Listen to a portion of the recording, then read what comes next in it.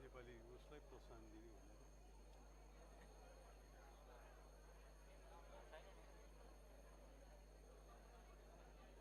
भनेर टाइम दियो है फेरि बन्द गरिदिनु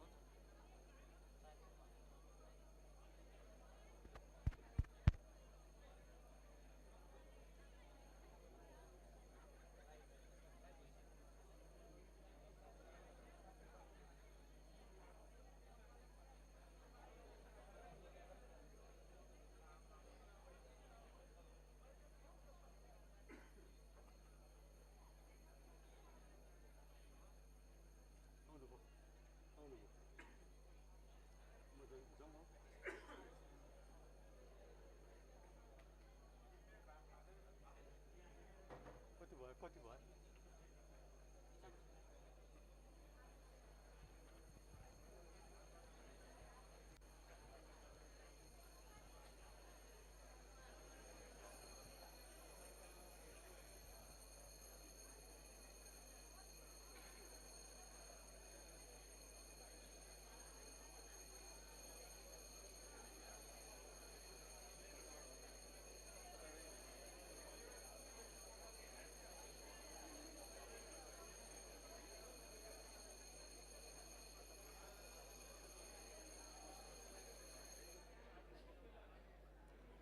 माननीय सदस्यहरू, सम्माननीय सभामुखज्यू, सम्माननीय अध्यक्षज्यू,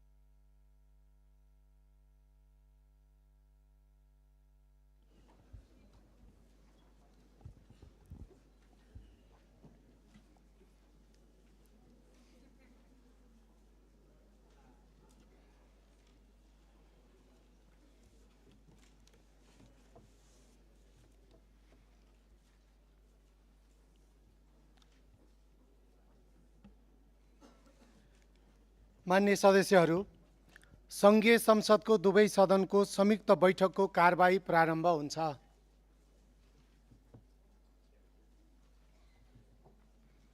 मान्य सदस्यहरू, अब सङ्घीय संसदको संयुक्त बैठक र संयुक्त समिति कार्य सञ्चालन नियमावली 2080 को नियम 5 बमोजिम माननीय अर्थमन्त्री डाक्टर स्वर्णिम वाग्लेलाई आर्थिक वर्ष 2083-84 को राजस्व र व्ययको वार्षिक अनुमान प्रस्तुत गर्न अनुमति दिन्छु।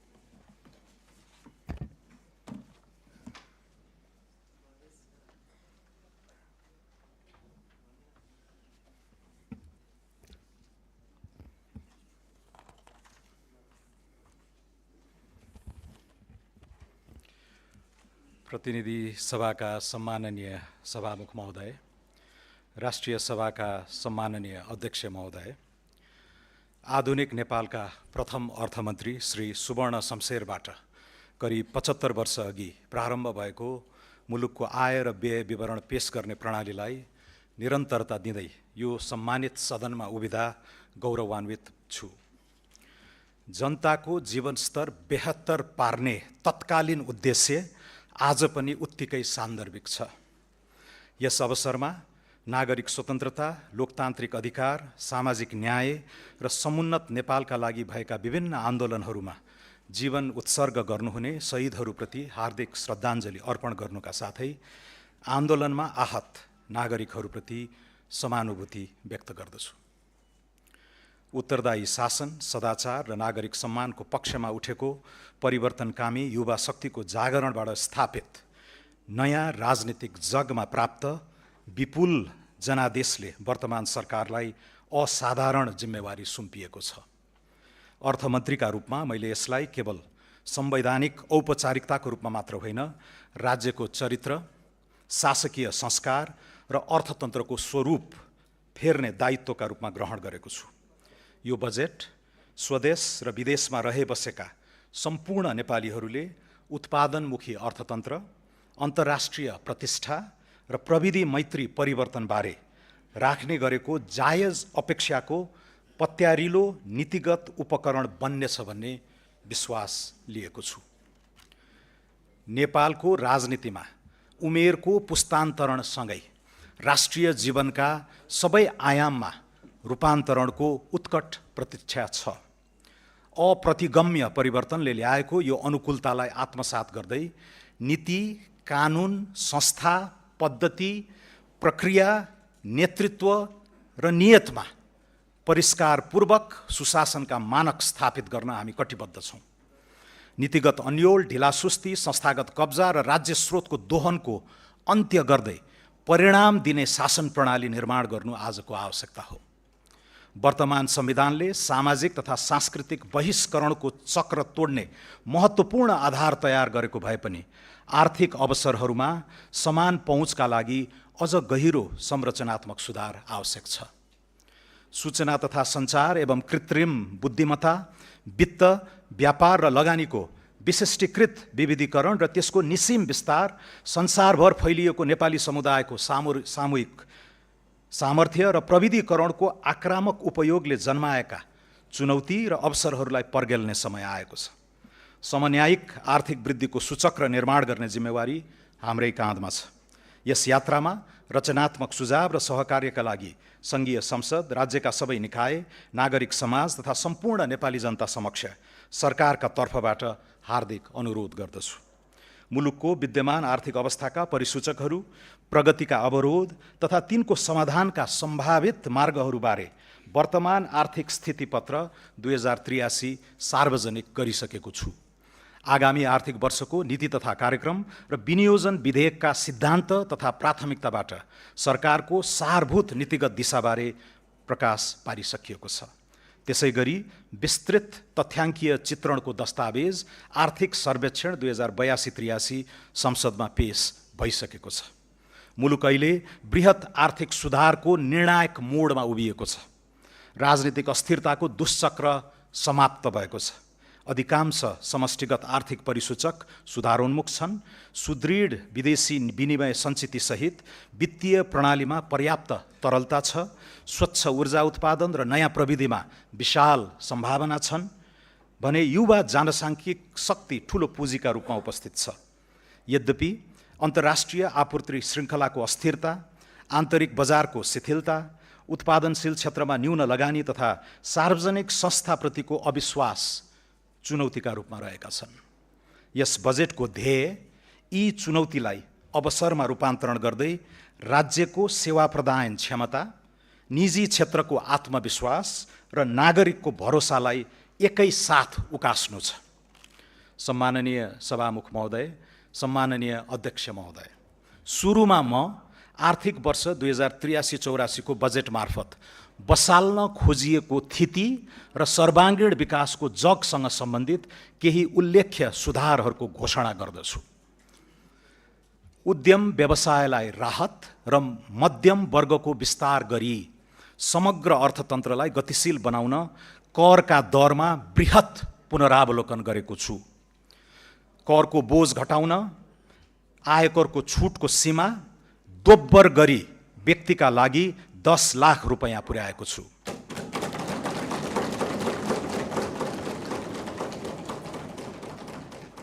व्यक्तिगत आयकरको अधिकतम दरलाई 10% बिन्दुले घटाएको छु।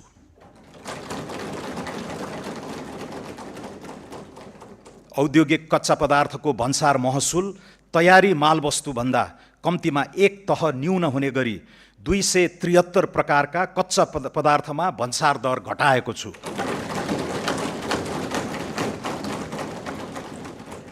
विद्यमान 11 तहको भन्सार दरलाई 7 तहमा सीमित गरेको छु। हाल 360 वस्तुमा लागि आएको अन्तशुल्क खारेज गरेको छु। भन्सार बिन्दुमा सङ्कलन हुने पूर्वाधार विकास कर, सडक मर्मत तथा सुधार दस्तुर जस्ता छरिएका करलाई एकीकृत गरी हरित करमा समाहित गरेको छु। प्राकृतिक व्यक्तिको मृत्यु पश्चातको अस्वैच्छिक निसर्ग एवं निकायमा भएको स्वामित्व परिवर्तनको कारणले नियन्त्रित निकायमा हुने स्वामित्व परिवर्तनमा आयकर ऐन 2058 को दफा 57 आकर्षित नहुने व्यवस्था गरेको छु। सूचीकृत कम्पनीका धितोपत्र बिक्री गर्दा लाग्दै आएको पुँजीगत लाभ कर अन्तिम हुने व्यवस्था गरेको छु। डिजिटल भुक्तानीको माध्यमबाट उपभोक्ताले गर्ने खरिदमा बिजक जारी हुँदाकै समयमा मूल्य अभिवृद्धि करको 10% छुट पाउने व्यवस्था कार्यान्वयन गर्नेछौँ। मूल्य अभिवृद्धि कर फिर्ता गर्ने प्रणाली स्वचालित बनाउनेछौँ। वस्तु वा सेवाको खरिद बिक्रीमा बिजक लिने दिने संस्कृति प्रोत्साहन गर्न लटरी जस्ता आकर्षक कार्यक्रम सुरु गरिनेछ। मूल्य अभिवृद्धि करमा बहुदरको सान्दर्भिकताबारे अध्ययन गरी सुझाव पेश गर्न उच्चस्तरीय सुझाव समिति गठन गर्नेछौँ। कर परिपालनलाई दण्ड होइन विकासको सहयात्री बनाउने नीति लिएका छौँ। कानुनी अस्पष्टता र करदाताको अज्ञानताका कारण लामो समयदेखि सिर्जित कर विवादलाई निरूपण गरी व्यावसायिक वातावरण तयार गर्न कर छुट तथा सहुलियत सम्बन्धी विशेष योजना ल्याएको छु। सरकार वा करदाता पक्षबाट अदालत वा न्यायिक निकायमा पुगी विचाराधीन रहेको कर विवाद समाधान गर्न निर्धारित कर रकममा 1% थप गरी तोकिएको म्यादभित्र बुझाएमा मुद्दा फिर्ता लिई शुल्क, जरिवाना, थप दस्तुर, विलम्ब शुल्क वा ब्याज मिनाहा हुने व्यवस्था मिलाएको छु। नेपाल सरकारको विद्यमान बोझिलो सङ्गठन संरचना अब चुस्त बन्नेछ। सङ्घीय मन्त्रालयको सङ्ख्या 22बाट 18 कायम भइसकेको परिप्रेक्ष्यमा विभाग, कार्यालय र दरबन्दी कटौतीबाट बचत हुने रकमलाई प्रशासनलाई दक्ष बनाउन उपयोग गर्ने नीति लिएको छु। 31 निकाय खारेजी, 6 निकाय मर्जर, 6 निकाय हस्तान्तरण तथा 18 निकायको पुनर्संरचना गर्दैछौँ। कर्मचारी तन्त्रलाई मर्यादित जीवनयापन गर्न सक्षम, उच्चस्तरीय कार्य सम्पादन कुशल र जवाफदेही बनाउने उद्देश्यले निजामती, जङ्गी, प्रहरी र शिक्षकको सेवा सुविधा सम्मानजनक रूपले निरन्तर वृद्धि हुने प्रबन्ध मिलाएका छौँ। लागत न्यूनीकरण र दक्षता अभिवृद्धि संस्थागत सुधारको अर्को आयाम हुनेछ। यसका लागि अभूतपूर्व मितव्ययिता र विनियोजन कुशलता कायम गर्दै साधारण खर्च नियन्त्रण गर्नेछौँ। कार्यालय सञ्चालन खर्च उल्लेख्य रूपमा घटाएको छु। तालिम केन्द्र बाहिरका तालिम खर्च, क्यामेरा, टेलिभिजन लगायतका उपकरणमा विनियोजन हटाएको छु। विभिन्न कोष खडा गरी सुविधा दिने प्रचलन बन्द गर्नेछौँ। सम्बन्धित संस्थानका पदाधिकारी र कर्मचारीलाई सो संस्थानबाट उत्पादित वस्तु तथा सेवा खरिदमा प्रदान गरिएका छुट हटाएको छु। गाभिएका र खारेज भएका निकायको दरबन्दी मिलान र दायित्व व्यवस्थापन सम्बन्धी कार्य सम्पन्न नभएसम्मका लागि उक्त निकायलाई छुट्याएको रकम रोक्का गरेको छु। यी कदमबाट करिब 20 अर्ब बचत हुने प्रारम्भिक अनुमान छ। लगानी प्रवर्धन, आर्थिक सुधार र सहज सेवा प्रवाहको समुचित नीतिगत तथा कानुनी प्रबन्ध गरिनेछ। यसका लागि दर्जनौं ऐन, नियम, कार्यविधि र निर्देशिकाको निर्माण, प्रतिस्थापन वा परिमार्जन गर्नेछौँ। यसअघि नै घोषणा गरिएका 15वटा कानुन तुरुन्त खारेज गर्न केही नेपाल ऐन संशोधन विधेयक संसदमा प्रस्तुत गर्नेछौँ। कम्पनी कानुनमा संशोधन गरी स्वार्थको द्वन्द्व र विवरण खुलासा लगायतका विषयमा स्पष्टता कायम गर्दै कम्पनी खारेजी प्रक्रियालाई सहज बनाउनेछौँ। थप मुलुकसँग विदेशी लगानी संरक्षण र दोहोरो कर मुक्ति सम्झौता गर्नेछौँ। दामासाही सम्बन्धी ऐन 2063 संशोधन गरी उपभोक्ता, लघु, साना तथा मझौला उद्योगका समेत वित्तीय समस्या समाधान गर्नेछौँ। लगानी प्रवर्धनका लागि सीमित दायित्वको साझेदारी कानुन तर्जुमा गर्नेछौँ, जसबाट एन्जल इन्भेस्टमेन्टलाई भेन्चर क्यापिटल तथा प्राइभेट इक्विटी फन्डमा लगानी गर्न प्रोत्साहन हुनेछ। नेपाली नागरिकले विदेशमा लगानी गर्न पाउने व्यवस्थालाई सहज बनाउनेछौँ। औद्योगिक व्यवसाय ऐन संशोधन गरी उद्योगको क्षमता वृद्धि, स्वामित्व परिवर्तन, पुँजी वृद्धि लगायतका विषयमा उद्योग विभागलाई जानकारी मात्र गराए पुग्ने व्यवस्था गर्नेछौँ। विदेशी लगानी तथा प्रविधि हस्तान्तरण ऐनमा संशोधन गरी लगानी फिर्ताका लागि नेपाल राष्ट्र बैङ्कको पूर्व स्वीकृति लिनु नपर्ने र जानकारी दिए पुग्ने व्यवस्था गर्नेछौँ। वैदेशिक लगानीको दायराभित्र कन्भर्टेबल उपकरणहरू, परियोजना आबद्ध फन्डिङ लगायत अन्य हाइब्रिड उपकरणलाई समेट्नेछौँ। वैदेशिक लगानीको स्वचालित स्वीकृति प्रक्रियामा पूर्व स्वीकृतिको व्यवस्था हटाउनेछौँ। विदेशमा सेवा शुल्क, भुक्तानी, रोयल्टी र प्रविधि बापतको रकम पठाउने प्रक्रिया सरल बनाउनेछौँ। उधारो असुली सम्बन्धी कानुन व्यवस्था गर्नेछौँ। बौद्धिक सम्पत्ति संरक्षण सम्बन्धी कानुन छिट्टै निर्माण गर्नेछौँ। विगतको समग्र आर्थिक गतिविधिलाई विश्लेषण गरी व्यक्ति तथा व्यवसायीको साख मूल्याङ्कनका आधारमा कर्जा दिन सक्ने व्यवस्था गर्नेछौँ। व्यापारिक विवादको शीघ्र समाधानका लागि छुट्टै न्यायाधिकरण स्थापना गर्नेछौँ। मेलमिलाप ऐनमा सुधार गर्नेछौँ। गैर आवासीय नेपालीलाई धितोपत्रको दोस्रो बजारमा सहभागी गराउन विदेशी लगानी स्वीकृति, लगानीको लेखाङ्कन, नाफा फिर्ता र पुँजीगत लाभकर सम्बन्धी कानुनी व्यवस्थामा परिमार्जन गर्नेछौँ। मुलुकी देवानी संहिता 2074 मा संशोधन गरी नेपालमा लगानी गर्ने विदेशी लगानीकर्ता, अन्तर्राष्ट्रिय सङ्घ संस्था, बहुराष्ट्रिय कम्पनीका शाखा वा आवास प्रयोजनका लागि जम्मा एकाइको 25% भन्दा नबढ्ने गरी आवास क्षेत्रका भवन वा सरकारले तोकेको स्थानमा अपार्टमेन्ट दीर्घकालीन लिजमा लिन सक्ने व्यवस्था गर्नेछौँ। साना तथा मझौला उद्योगीलाई वित्तीय पहुँच सुनिश्चित गर्न फर्स्ट लस रिकभरी हुने गरी कर्जा सुरक्षण गर्नेछौँ। कार्यगत सुधारको आक्रामक श्रृङ्खला सुरु गरी पुँजीगत खर्चको गति र लय फेर्न प्रतिबद्ध छौँ।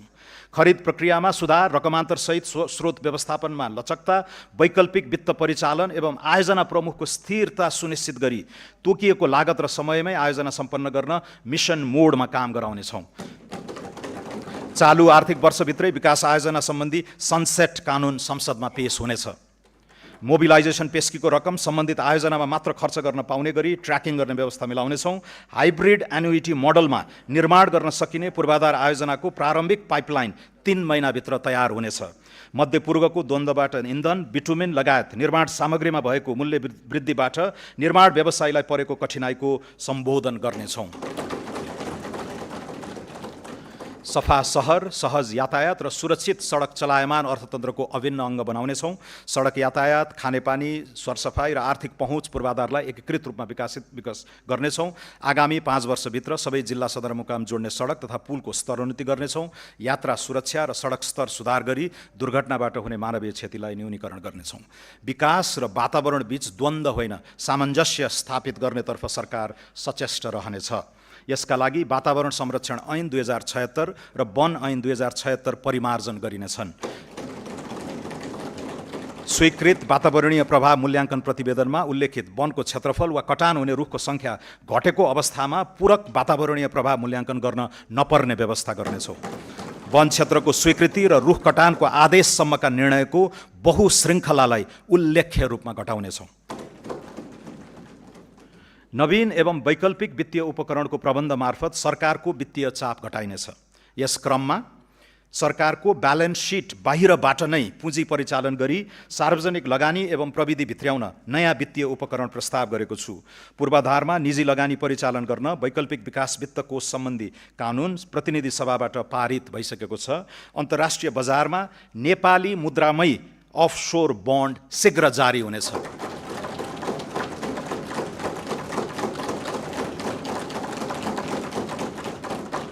स्वच्छ ऊर्जा बन्ड र डायस्पोरा बन्ड जारी गर्ने र उपलब्ध जलवायु कोषको अधिकतम उपयोग गर्ने नीति लिएको छु। हाल वैदेशिक मुद्राको सुविधाजनक सञ्चित रहेको अवस्थामा केही प्रतिशत रकम सभरेन वेल्थ फन्डका रूपमा परिचालन गर्ने नीति लिएका छौँ। कम्तीमा 3 महिनाको इन्धन भण्डारण, एआई फ्याक्ट्री लगायतका रणनीतिक महत्त्वका आयोजनामा लगानी गर्न मातृभूमि कोष स्थापना गर्नेछौँ। विदेशी ऋण वा लगानीमा आयोजनामा हुने विनिमय जोखिम न्यून गर्न आगामी आर्थिक वर्षदेखि उपयुक्त प्रिमियममा हेजिङ सेवा दिने व्यवस्था मिलाएको छु।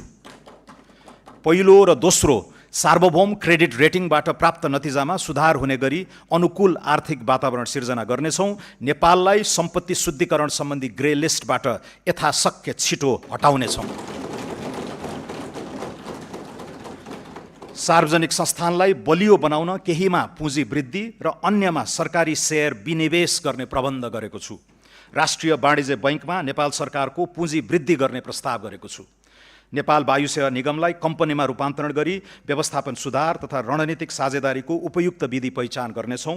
राष्ट्रिय जीवन बीमा कम्पनी र विशाल बजार कम्पनीको सेयर सर्वसाधारणमा निष्कासन गर्नेछौँ। जलविद्युत लगानी तथा विकास कम्पनी लिमिटेडलाई उद्देश्य मिल्ने वित्तीय संस्थासँग गाभी पूर्वाधार क्षेत्रको विशिष्टीकृत निकाय बनाउनेछौँ। गोरखकाली रबर उद्योग लगायत 7वटा सार्वजनिक संस्थानको सम्पत्ति तथा दायित्व मूल्याङ्कन DDA गरी निजी सार्वजनिक साझेदारी मोडलमा लगानी व्यवस्थापनको काम आगामी वर्षभित्रै सम्पन्न गर्नेछौँ। सूचना प्रविधि पूर्वाधारको विस्तारमा सरकारको अर्जुन दृष्टि रहनेछ। नेपाल टेलिकममा सङ्घीय सरकारको 66% सेयर कायम राखी बाँकी सेयर पुस मसान्तभित्र जनस्तरमा बिक्री गर्ने र प्राप्त रकम नेपाललाई टेक हब बनाउन उपयोग गर्नेछौँ। सूचना प्रविधि सेवा क्षेत्र विस्तारका लागि विदेशमा लगानी खुला गर्ने प्रबन्ध गरेको छु। नेपालमा बसेर विदेशी रोजगारदाताका लागि काम गर्न पाउने तथा रिमोट वर्कलाई आकर्षित गर्न स्पष्ट कानुनी प्रबन्ध मिलाउनेछौँ। सरकारी निकायमा प्रयोग हुने सूचना प्रविधि सफ्टवेयरको खरिद एकै निकायबाट गर्ने व्यवस्था मिलाउनेछौँ। डिजिटल सार्वजनिक पूर्वाधार विकासमा लगानी वृद्धि गर्नेछौँ। नेपाल राष्ट्र बैङ्कको सुपरिवेक्षणमा फिनटेक मार्केट प्लेस स्थापना गर्नेछौँ। नागरिक एपमा दर्जनौं सरकारी सेवाहरू आबद्ध हुनेछन्। नेपाललाई एआई आर्टिफिसियल इन्टेलिजेन्सको युगमा आत्मविश्वासका साथ प्रवेश गराउन विशेष पहल सुरु गरेका छौँ।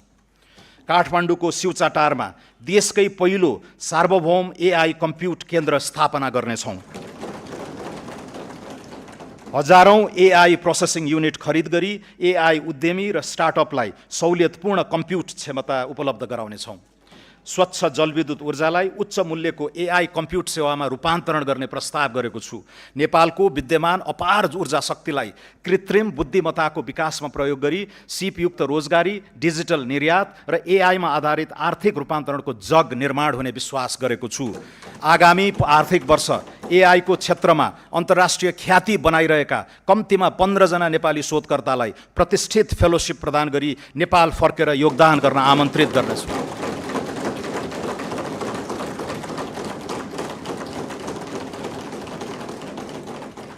एआई को युगमा महत्त्वपूर्ण भूमिका हुने गणित लगायतका शैक्षिक विधालाई उच्च प्राथमिकता दिनेछौँ।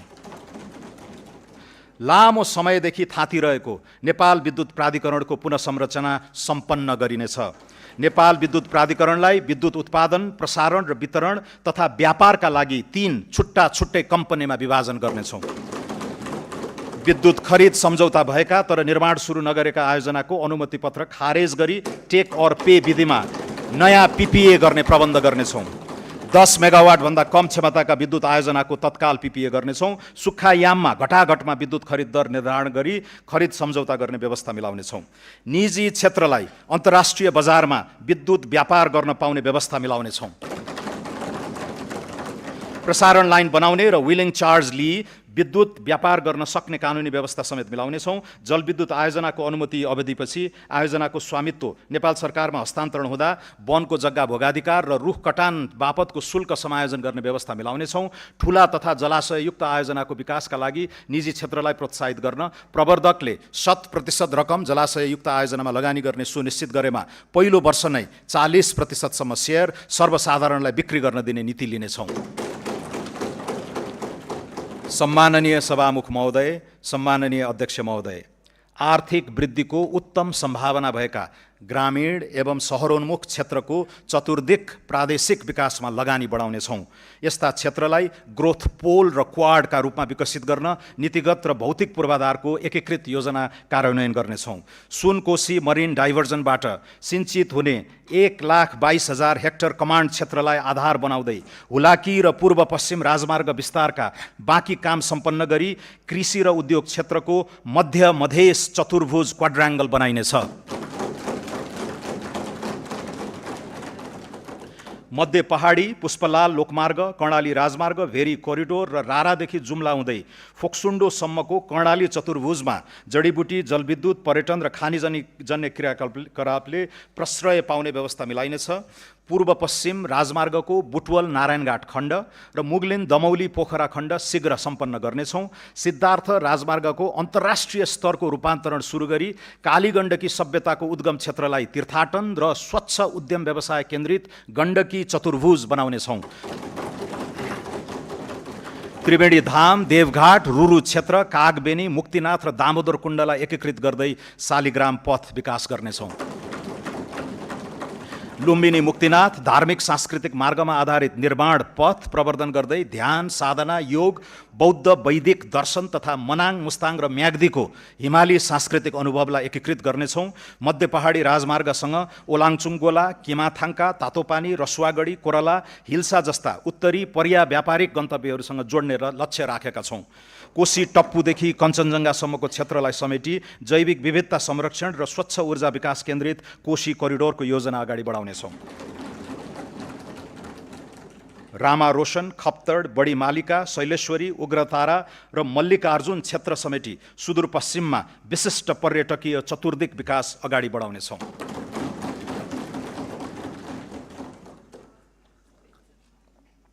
भिजन काठमाडौँ 2040 को दीर्घकालीन योजना कार्यान्वयन सुरु गर्नेछौँ।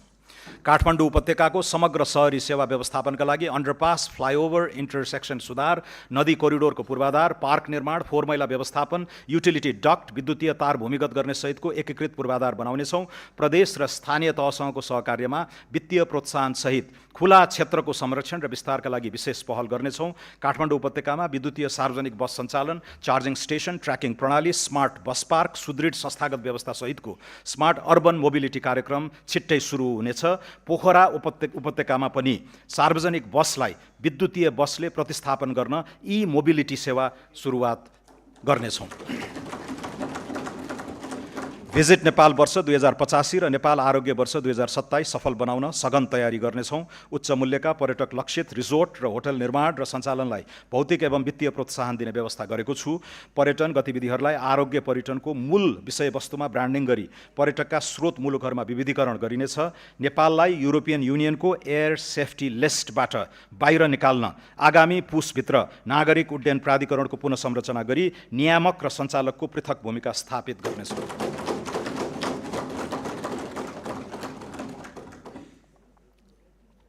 कृषि क्षेत्रको पुनरुत्थान सरकारको शीर्ष प्राथमिकतामा रहेको छ। कृषि उत्पादन, प्रशोधन, वितरण र बजारीकरणको सम्पूर्ण इकोसिस्टममा सुधार गर्नेछौँ। व्यावसायिक कृषकलाई आकर्षित गर्ने र कृषिमा उत्पादकत्व वृद्धि गर्न प्रोत्साहित गर्ने नीति लिई कृषिलाई सम्मानजनक र लाभमुखी व्यवसायका रूपमा रूपान्तरण गर्नेछौँ। न्यूनतम 2 करोडसम्म कृषि तथा पशुजन्य उत्पादनका लागि प्रारम्भिक पुँजी लगानी गर्ने कृषकलाई सरकारले 40% प्रोत्साहन अनुदान उपलब्ध गराउने पाइलट कार्यक्रमको तयारी गरेको छु। उत्पादन सुरु भएको मितिबाट लगातार 4 वर्षसम्म यस्तो अनुदान वार्षिक 10% दरले शोध भर्ना हुनेछ।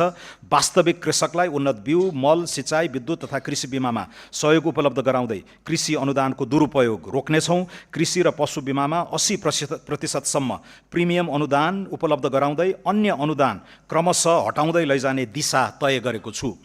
ठुला र निर्माणाधीन सिँचाइ आयोजनाहरू यसै आर्थिक वर्षभित्र सम्पन्न हुने गरी स्रोत व्यवस्था गरेको छु। देशभर साना तथा मझौला सिँचाइ आयोजना विस्तार गर्न नेपाल सरकारको लगानीमा च्यालेन्ज फन्ड स्थापना गरी स्थानीय तहलाई प्रतिस्पर्धा गराउने व्यवस्था मिलाउनेछौँ। किसानबाट सिधै कृषि उपज खरिद गर्दा सहुलियतपूर्ण ऋण, ब्याज, अनुदान जस्ता सहुलियत उपलब्ध गराउने नीति लिएको छु। दुर्गम क्षेत्रमा स्थापना हुने र अर्ग्यानिक, उच्च मूल्य र बौद्धिक सम्पत्तियुक्त जीआई वस्तुको प्रशोधन गर्ने उद्योगलाई उत्पादन र ब्रान्डिङमा सहयोग उपलब्ध गराउनेछौँ। कृषि सेवा प्रणालीलाई किसान केन्द्रित सेवा प्रणालीमा रूपान्तरण गरी पुनः संरचना गर्नेछौँ। वर्षैभरि कृषि प्राविधिक सेवा, डिजिटल कृषि सूचना तथा निजी सेवा प्रदायक मार्फत कृषकको घर दैलोमै कृषि सेवा पहुँच विस्तार गर्न प्रत्येक स्थानीय तहमा आवश्यक प्राविधिक जनशक्ति परिचालन गर्नेछौँ। देशभरिका कृषि अनुसन्धान तथा विकास केन्द्रहरूलाई पुनरुत्थान गरी उन्नत बिउ विकास, स्थानीय हावापानी अनुकूलको जात, कृषि जैविक प्रविधि तथा उत्पादकत्व वृद्धि केन्द्रित अनुसन्धानलाई प्राथमिकतामा राखेको छु। कृषि उपजको उचित मूल्य सुनिश्चितता, किसान र क्रेता बीच करार, अनुदान तथा नियमन सहितको कानुनी व्यवस्था गर्न कृषि विधेयक संसदमा शीघ्र पेश गर्नेछौँ। वन तथा प्राकृतिक स्रोतलाई संरक्षणको सीमित दायराबाट बाहिर निकाली हरित औद्योगिकरण, रोजगारी सिर्जना र आयात प्रतिस्थापनको आधार बनाउनेछौँ। दिगो काठ उत्पादन, वनमा आधारित उद्योग, जडीबुटी तथा गैर काष्ठ वन पैदावारको प्रशोधन र हरित उद्यम प्रवर्धन गर्नेछौँ। स्वदेशी काठ उद्योगको प्रतिस्पर्धात्मक अभिवृद्धि गर्न विकास निर्माणका क्रममा सङ्कलित कच्चा काठको बिक्री मूल्य पुनरावलोकन गर्नेछौँ। वन पैदावारको कटानी, सङ्कलन, ढुवानी र बिक्री वितरण सम्बन्धी अनुमति प्रणालीलाई पूर्ण डिजिटल तथा एकद्वार प्रणालीमा रूपान्तरण गरी प्रक्रियागत झन्झट हटाउनेछौँ। सामुदायिक वन उपभोक्ता समूहलाई उत्पादन, प्रशोधन, ब्रान्डिङ र उद्यम सञ्चालनमा थप स्वायत्तता प्रदान गर्नेछौँ। वन, वातावरण, उद्योग, ऊर्जा र पूर्वाधार सम्बन्धी कानुन तथा नीति बीचको असङ्गति हटाउनेछौँ। वन क्षेत्रको कार्बन स्टक, इकोसिस्टम सेवा तथा प्राकृतिक पुँजीको आर्थिक मूल्याङ्कन गरी बजेट तथा योजना प्रणालीमा समावेश गर्नेछौँ। लगानी एक्सप्रेसको अवधारणा कार्यान्वयन गर्न आगामी 3 महिनाभित्र स्वचालित रूट प्रणाली लागू गर्नेछौँ। कम्पनी र उद्योग दर्ता, वित्तीय सेवा, कर प्रणालीमा सहभागिता, भिसा आवेदनसम्मका सबै सेवा आबद्ध गरी सूचना प्राप्ति, अनुपालना प्रतिवेदन र जोखिममा आधारित परीक्षण हुने व्यवस्था गर्नेछौँ। लगानी बोर्डबाट स्वीकृत भएका परियोजनामा पुनः अन्य निकायबाट स्वीकृति लिनु नपर्ने कानुनी व्यवस्था गर्नेछौँ। स्वीकृत परियोजनाको लगानी सम्बद्ध अध्ययन अनुसन्धानका लागि लगानी भिसा उपलब्ध गराउनेछौँ। सेयर हस्तान्तरण, कर चुक्ता, सम्पत्ति मूल्याङ्कन, ऋण भुक्तानी, लाभांश वितरण र लिक्विडेसन प्रक्रियालाई सरल बनाई लगानी र मुनाफा फिर्ता सहज बनाउनेछौँ। उद्योग र औद्योगिक नवप्रवर्तनमा सरकार दत्तचित्त रहनेछ। गुणस्तरीय औद्योगिक पूर्वाधार विस्तार गर्ने नीति अनुरूप मोतीपुर र मयूर धाप जस्ता औद्योगिक क्षेत्र निजी क्षेत्रले निर्माण र सञ्चालन गर्नेछन्। 5 खाल विशेष आर्थिक क्षेत्रमा महिला उद्यमीलाई प्राथमिकता दिनेछौँ।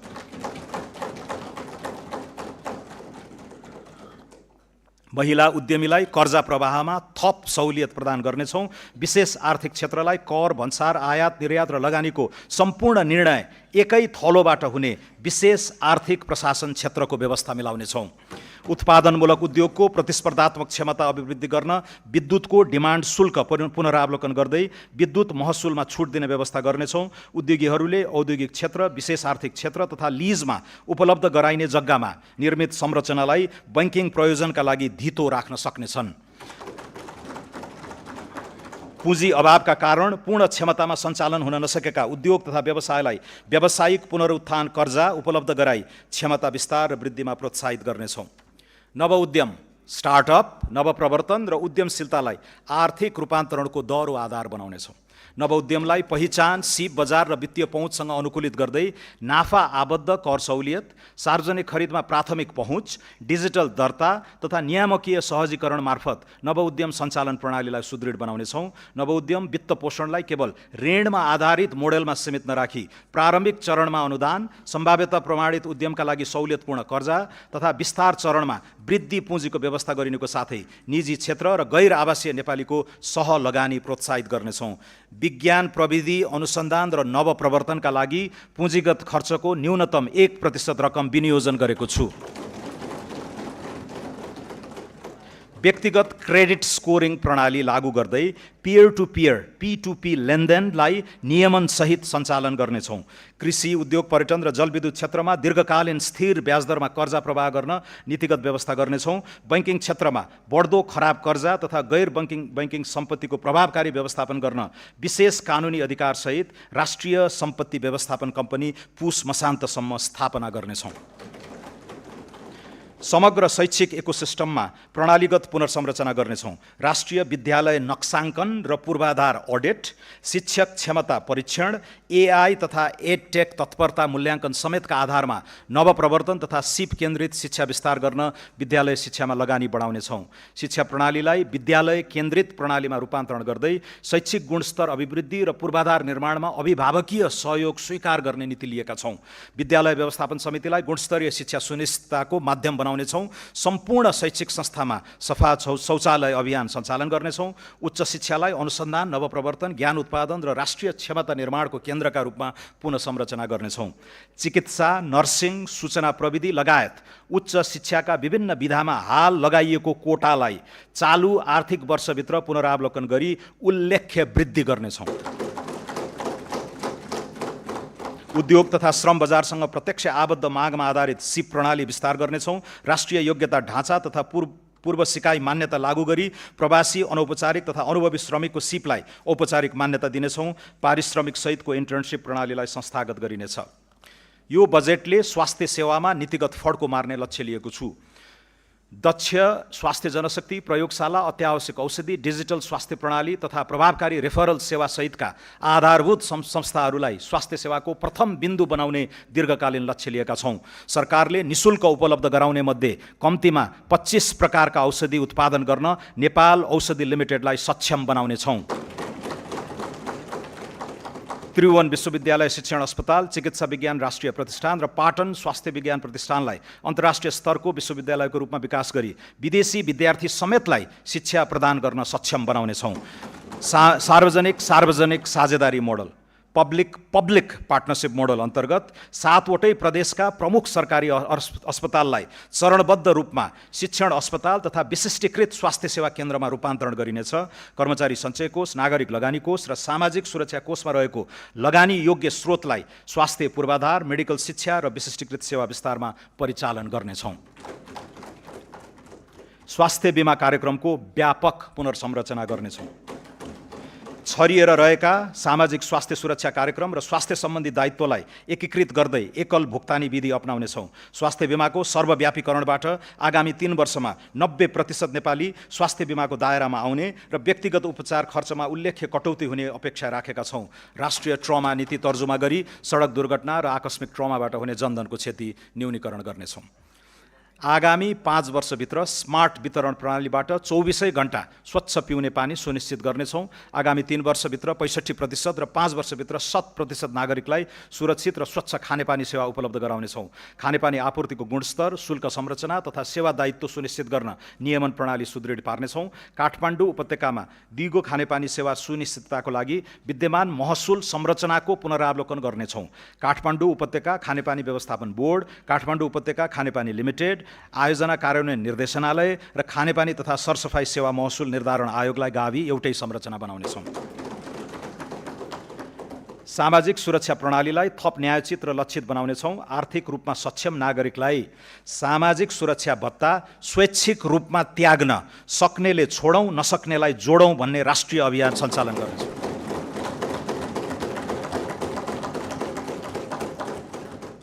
त्यस्तो योगदानलाई अन्तर्पुस्तागत न्याय र राष्ट्रिय ऐक्यबद्धताको उदाहरणका रूपमा सम्मान गर्नेछौँ। देशैभरिका दलित बालबालिकालाई उपलब्ध गराइएको बाल पोषण भत्तालाई दोब्बर गरी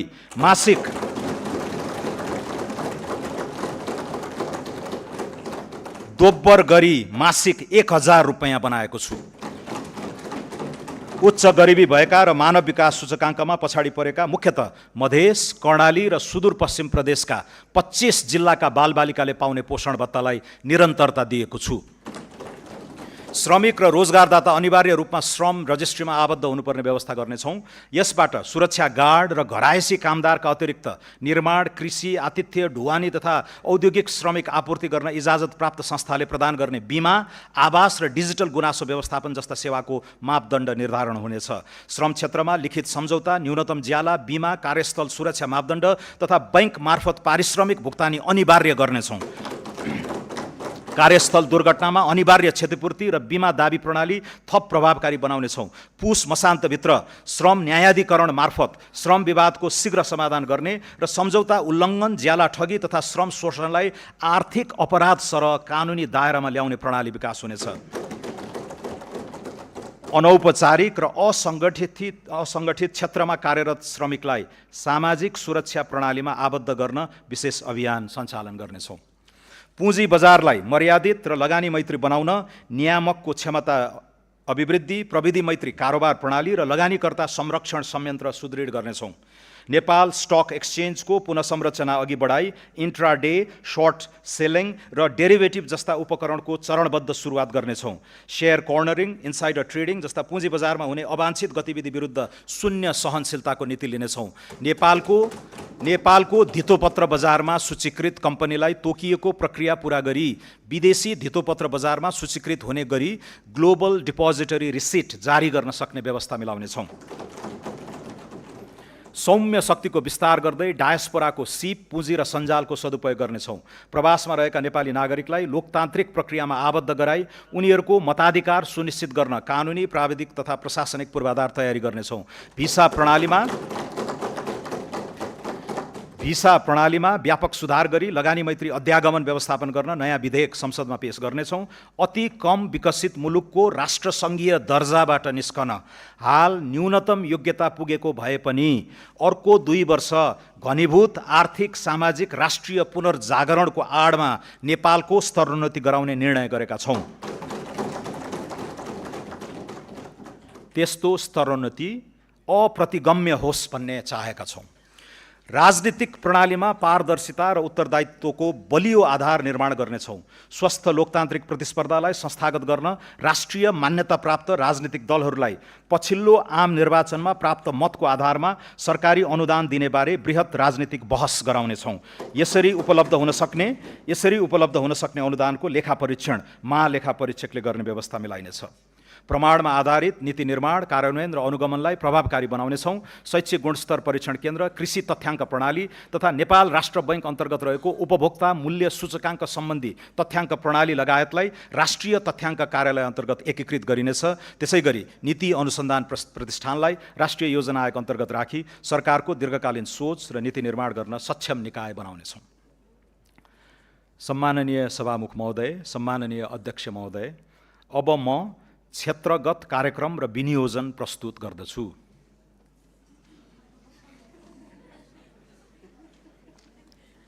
सडक। आगामी आर्थिक वर्ष करिब 1000 किलोमिटर सडक, कालोपत्रे र 275 वटा सडक पुल निर्माण हुनेछ। 1028 किलोमिटर लामो पूर्व पश्चिम राजमार्गलाई 4 लेनमा स्तरोन्नति गर्ने कार्य 5 वर्षभित्र सम्पन्न गर्नेछौँ। यसै वर्ष कमला कञ्चनपुर र नारायणगढ बुटवल सडक खण्ड स्तरोन्नति कार्य सम्पन्न हुनेछ। आगामी वर्ष काकडभिट्टा लौकही, कमला बागमती, बुटवल गोरुसिङ्गे र धानखोला लमही खण्ड अन्तर्गत 80 किलोमिटर सडक स्तरोन्नति गर्नेछौँ। बागमती पथलया, नारायणगढ हेटौँडा र गोरुसिङ्गे चन्द्रौटा खण्डको स्तरोन्नति सुरु गर्नेछौँ। पकली कञ्चनपुर, चन्द्रौटा धानखोला र कोवलपुर गड्डा चौकी सडक खण्डको स्तरोन्नतिको अध्ययन सम्पन्न गर्नेछौँ। पूर्व पश्चिम राजमार्गको लागि रु 37 अर्ब 46 करोड विनियोजन गरेको छु।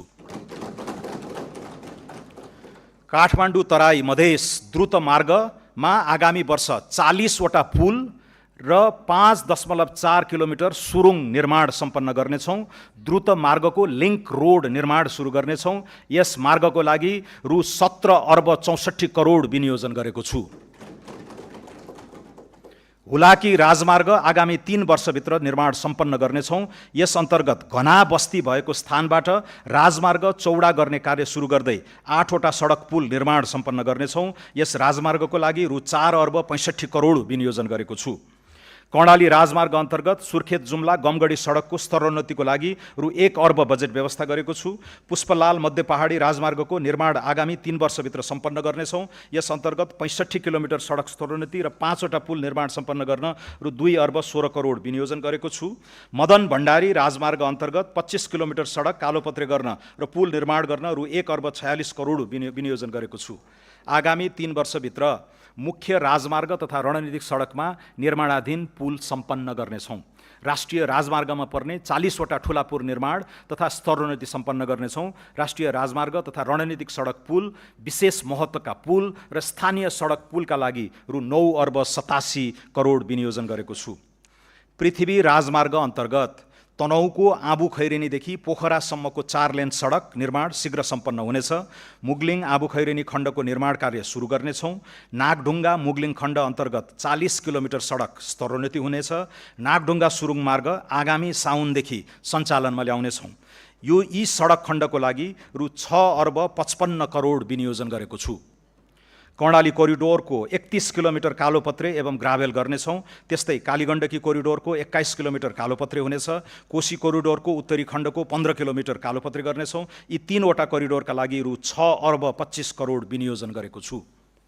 गल्छी स्याफ्रुबेसी रसुवागढी सडक खण्डलाई स्तरोन्नति गर्न रु 1 अर्ब 35 करोड विनियोजन गरेको छु। सिद्धार्थ राजमार्गको बुटवल पोखरा खण्ड द्रुत मार्गका रूपमा निर्माण कार्य प्रारम्भ गर्नेछौँ। आगामी आर्थिक वर्षभित्र सिद्धबाबा सुरुङ मार्ग सम्पन्न हुनेछ। महाकाली कोरिडोरको दार्चुला टिङ्कर खण्डको ट्र्याक खोल्ने कार्यलाई विशेष प्राथमिकता दिएको छु।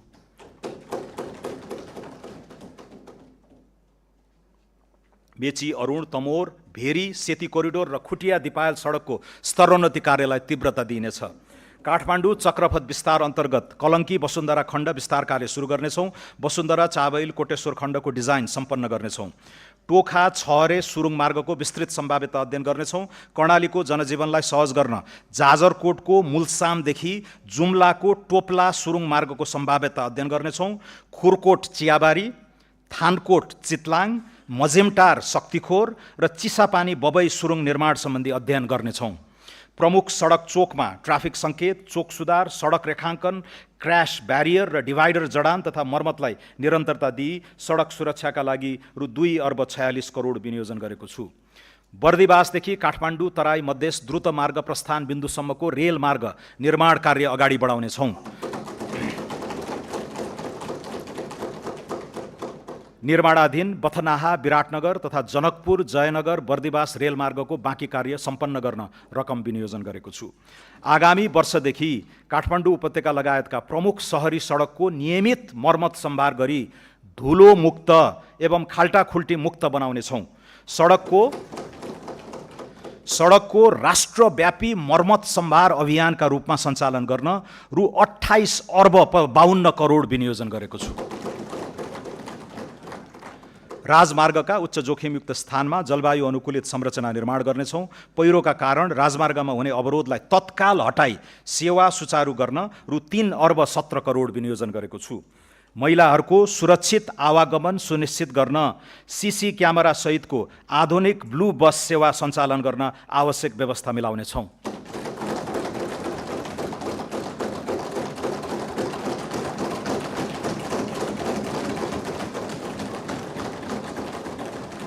सहरी विकास मध्य पहाडी लोकमार्ग आसपासका 12 स्थानमा पहिचानयुक्त सहर निर्माण गर्न जग्गा विकास र पूर्वाधार निर्माण कार्यलाई निरन्तरता दिन रु 1 अर्ब 83 करोड विनियोजन गरेको छु। देशका प्रमुख सहरहरूमा एकीकृत फोहोर मैला व्यवस्थापन, ढलमुक्त नदी अभियान र नदी किनारामा हरियाली प्रवर्धनका लागि रु 4 अर्ब 19 करोड विनियोजन गरेको छु। जेनजी आन्दोलनका क्रममा क्षति भएका सरकारी भवनको प्रबलीकरण तथा पुनर्निर्माण कार्यलाई प्राथमिकता दिनेछौँ।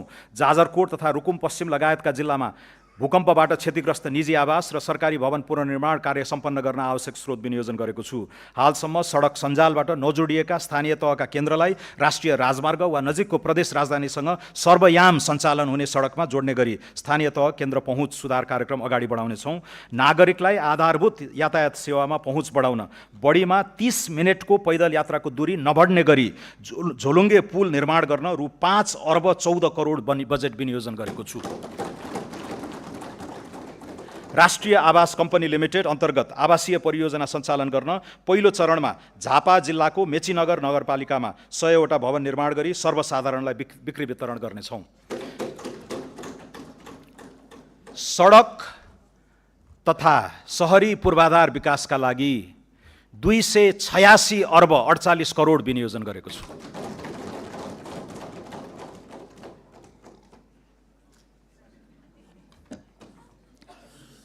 सम्माननीय सभामुख महोदय, सम्माननीय अध्यक्ष महोदय, खानेपानी तराई मधेसमा सुक्खा याममा हुने खानेपानीको चरम अभावलाई दिगो रूपमा समाधान गर्न समुदाय स्तरमा डिप बोरिङ सहितको खानेपानी प्रणालीको विकास गर्नेछौँ।